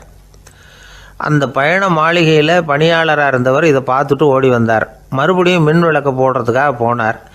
விஸ்வேஸ்வரய்யா அதை பார்த்துட்டு போட வேணாம்ட்டாராம். இது வரைக்கும் நான் அரசாங்க அலுவல்களை கவனிச்சிக்கிட்டு இருந்தேன், அதனால் மின் விளக்குகள் அப்போ எரிஞ்சதில் தப்பு இல்லை. இப்போ நான் புத்தகம் படிச்சுக்கிட்டு இருக்கேன், இது என்னுடைய சொந்த வேலை. இங்கே இருக்கிற மின் விளக்கு அதுக்காக ஏன் எரியணும் அப்படின்னு கேட்டாராம். இப்போ இருக்கிற சில அரசு பணியாளர்கள்கிட்ட இந்த சம்பவத்தை பேச்சோட பேச்சாக சொல்லி பார்த்தேன். அவங்களால இதை ஜீரணிக்கவே முடியல. நேர்மை தேவை தான் சார், அதுக்காக அவ்வளவு தூரத்துக்கு அது தேவையா அப்படிங்கிறாங்க. விஸ்வேஸ்வரய்யா அப்படி பண்ணினது தான் ஒரு நேர்மையாளர் அப்படின்னு இந்த உலகத்துக்கு நிரூபிக்கணுங்கிறதுக்காக இல்லை. தான் அப்படி நடந்து காட்டினா தன்னை சுற்றி இருக்கிறவங்களும் அதை கேள்விப்படுறவங்களும் முடிஞ்ச அளவுக்கு பொது வாழ்க்கையில், அரசு பணியில் நேர்மையை கடைபிடிக்க முயற்சி பண்ணலாமே அப்படிங்கிறதுக்காகத்தான். இப்போவும் சில பேர் இருக்கிறாங்க, இவங்க ஆஃபீஸ் வேறு வீடு வேறேன்னு நினைக்கிறதில்ல, அவ்வளோ உரிமை. ஒருத்தர் அப்படி தான், அவருக்கு அவசரமாக 5000 ரூபா தேவைப்பட்டது. ஆஃபீஸு பணத்தை எடுத்துக்கிட்டார். அந்த நேரம் பார்த்து ஆடிட் வந்துட்டுது. ஆப்பிட்டுக்கிட்டார். விசாரணை நடக்குது. அவர் சொல்கிறார், சார் நான் நேரம் காலம் பார்க்காம ஆஃபீஸில் வேலை செய்வேன். ஏன்னா அதை என்னோடய ஆஃபீஸாக நினைக்கிறேன். அவசரத்துக்கு அந்த பணத்தை எடுத்தேன், மறுபடியும் வச்சுடலாம்னு தான் இருந்தேன். அதுக்குள்ளே இப்படி ஆகிட்டுது. நீங்கள் என்ன நினச்சாலும் சரி, நான் ஆஃபீஸ் வேறு வீடு வேறு அப்படின்னு நினைக்கிறதில்ல, அது என்னோடய சுபாவம் அப்படின்னார். விசாரணை பண்ணவர் தீர்ப்பு வழங்கினார். உங்கள் சுபாவத்துக்கு மதிப்பு கொடுத்து நானும் தீர்ப்பு வழங்குறேன். நீங்கள் கொஞ்ச நாள் ஜெயிலில் இருந்துட்டு வாங்க, அது உங்களுக்கு கஷ்டமாக இருக்காதுன்னு நினைக்கிறேன். ஏன்னா அங்கே போனாலும் நீங்கள் உங்கள் சுபாவப்படி வீடு வேற ஜெயில் வேறன்னு நினைக்க மாட்டீங்க அப்படின்னாராம். ஒரு நாள் ஒரு நண்பரை சந்தித்தேன். உங்கள் வீடு எதுன்னு உங்களுக்கு தெரியுமா சார்ன்னு. அவர் என்னை ஒரு மாதிரியாக பார்த்தார். அப்புறம் சொன்னார், தெரியும் அப்படின்னாரு. சரி, உங்கள் தொலைபேசி எண் உங்களுக்கு தெரியுமான்னு. அதுவும் தெரியும்னார். உங்கள் மனைவி மக்கள் யார் யாருன்னு உங்களுக்கு தெரியுமான்னு கேட்டேன். என்ன ஒரு மாதிரியாக பார்த்தார். அப்புறம் சொன்னார், அதுவும் தெரியும் சார் அப்படின்னார். சரி, நீங்கள் யாருன்னு உங்களுக்கு தெரியுமான்னு கேட்டேன். இப்போ தான் அவர் முழிக்க ஆரம்பித்தார். அவர் மட்டும் அப்படி இல்லை, நாம் எல்லாருமே அப்படி தான். எதிரில் நிற்கிறது யாருங்கிறது தெரியும், நாம் யாருன்னு நமக்கு தெரியாது. உண்மையிலேயே நாம் யார்? இந்த கேள்விக்கான பதிலை தான் வாழ்க்கை பூரா நாம் தேடிட்டு இருக்கிறோம். புத்தர் என்ன சொல்கிறாரு தெரியுமா? நீங்கள் கடவுளை பற்றி கவலைப்பட தேவையில்லை, உங்களை பற்றின கவலை உங்களுக்கு இருந்தால் போதும் அப்படிங்கிறார். நான் யார், எனக்கு ஏன் இந்த கவலை அப்படின்னு உங்களை நீங்களே கேட்டுக்குங்க அப்படிங்கிறார். நாம் ஏன் கடவுளை படைத்தோம்? அது ஒரு நழுவல் முயற்சியாம். அதாவது தன்னிடமிருந்து தானே தப்பிக்கிற ஒரு முயற்சியாம். இப்படி தான் அதை சொல்கிறாங்க அறிஞர்கள்லாம். மக்கள் பொய்யான பிரச்சனைகளில் ஆர்வமாக இருக்கிறாங்க, அதுக்கு தீர்வு காணவும் முயற்சி பண்ணுறாங்க. கடவுளை பற்றி விவாதிக்க எல்லாருக்கும் விருப்பம், தன்னுடைய சுயம் பற்றிய பிரஜையே இருக்கிறதில்ல. ஆகக்கூடிய விஷயம் என்னென்னா, கடவுள் சமாளிப்புக்கு பயன்படுத்தப்படுகிறார். மனவியல் என்ன சொல்லுது தெரியுமா? கடவுள், சொர்க்கம், மறுபிறவி இதை பற்றிலாம் பேச ஆரம்பிக்கிறவங்க யார் தெரியுமா? போருக்கு போகிறவன், துன்பத்தில் சிக்கி கஷ்டப்படுறவன், நோய் படுக்கையில் விழுந்தவன், இவங்க தான். நாம் அனுபவத்திலே பார்க்குறோமே இதையெல்லாம். கடவுளை துணைக்கு கூப்பிடுறவங்க யாருன்னு கவனித்து பாருங்கள். பரீட்சை எழுத போகிறவன், வேலை தேடி அலையிறவன், பண நெருக்கடியில் இருக்கிறவன், விபத்தில் சிக்கிக்கிட்டவன் இவங்கெல்லாம் தான். தேர்வில் வெற்றி பெற்றதும் அவரை துணைக்கு கூப்பிடுறதில்ல, வேலை கிடைச்சதும் அவர் துணை தேவைப்படுறதில்ல. ஏன் இப்படி? கொஞ்சம் யோசனை பண்ணி பாருங்க. துன்பம் வருகிற போது அந்த துன்பத்தை தவிர்க்க வேண்டிய நிலையில் அதிலிருந்து நழுவி போகிறதுக்காக பிரார்த்தனை தேவைப்படுது. எல்லாம் நல்லபடியாக நடக்கிறப்போ பிரார்த்தனை செய்யறதில்ல. புத்தருடைய வழி என்ன தெரியுமா? அந்த வழியில் கடவுளும் கிடையாது, பிரார்த்தனையும் கிடையாது. புத்தர் செய்தது இதைத்தான். அதாவது கடவுள்கிட்ட இருந்து மனிதனையும், மனிதன்கிட்ட இருந்து கடவுளையும் அவர் விடுவித்தார். புத்த மதம் என்ன சொல்லுது தெரியுமா? கடவுள் பிரச்சனை அல்ல, மனிதன்தான் உண்மையான பிரச்சனை அப்படின்னு சொல்லுது. உங்களை நீங்க நல்லா தெரிஞ்சுக்கிட்டா போதும், நீங்களே கடவுள் ஆயிடுவீங்க அப்படிங்கிறது தான் புத்த மதம். அதனால நமக்கு தேவை உள்முக பயணம். நான் யார் அப்படிங்கிற கேள்வியோட உள்ள போகணும். அங்க போனாதான் தெரியும் நான் அப்படின்னு அங்க யாருமே இல்லைங்கிறது. இதெல்லாம் புத்தர் சொல்லுகிற ஒரு தத்துவம். தத்துவம்னு சொன்னாவே நமக்கெல்லாம் அதை புரிஞ்சுக்கிறது கஷ்டம்தான். நம்ம பொறுத்த வரைக்கும் தத்துவம்ங்கிறதுல 2 வகை உண்டு. ஒன்று தத்துவம்,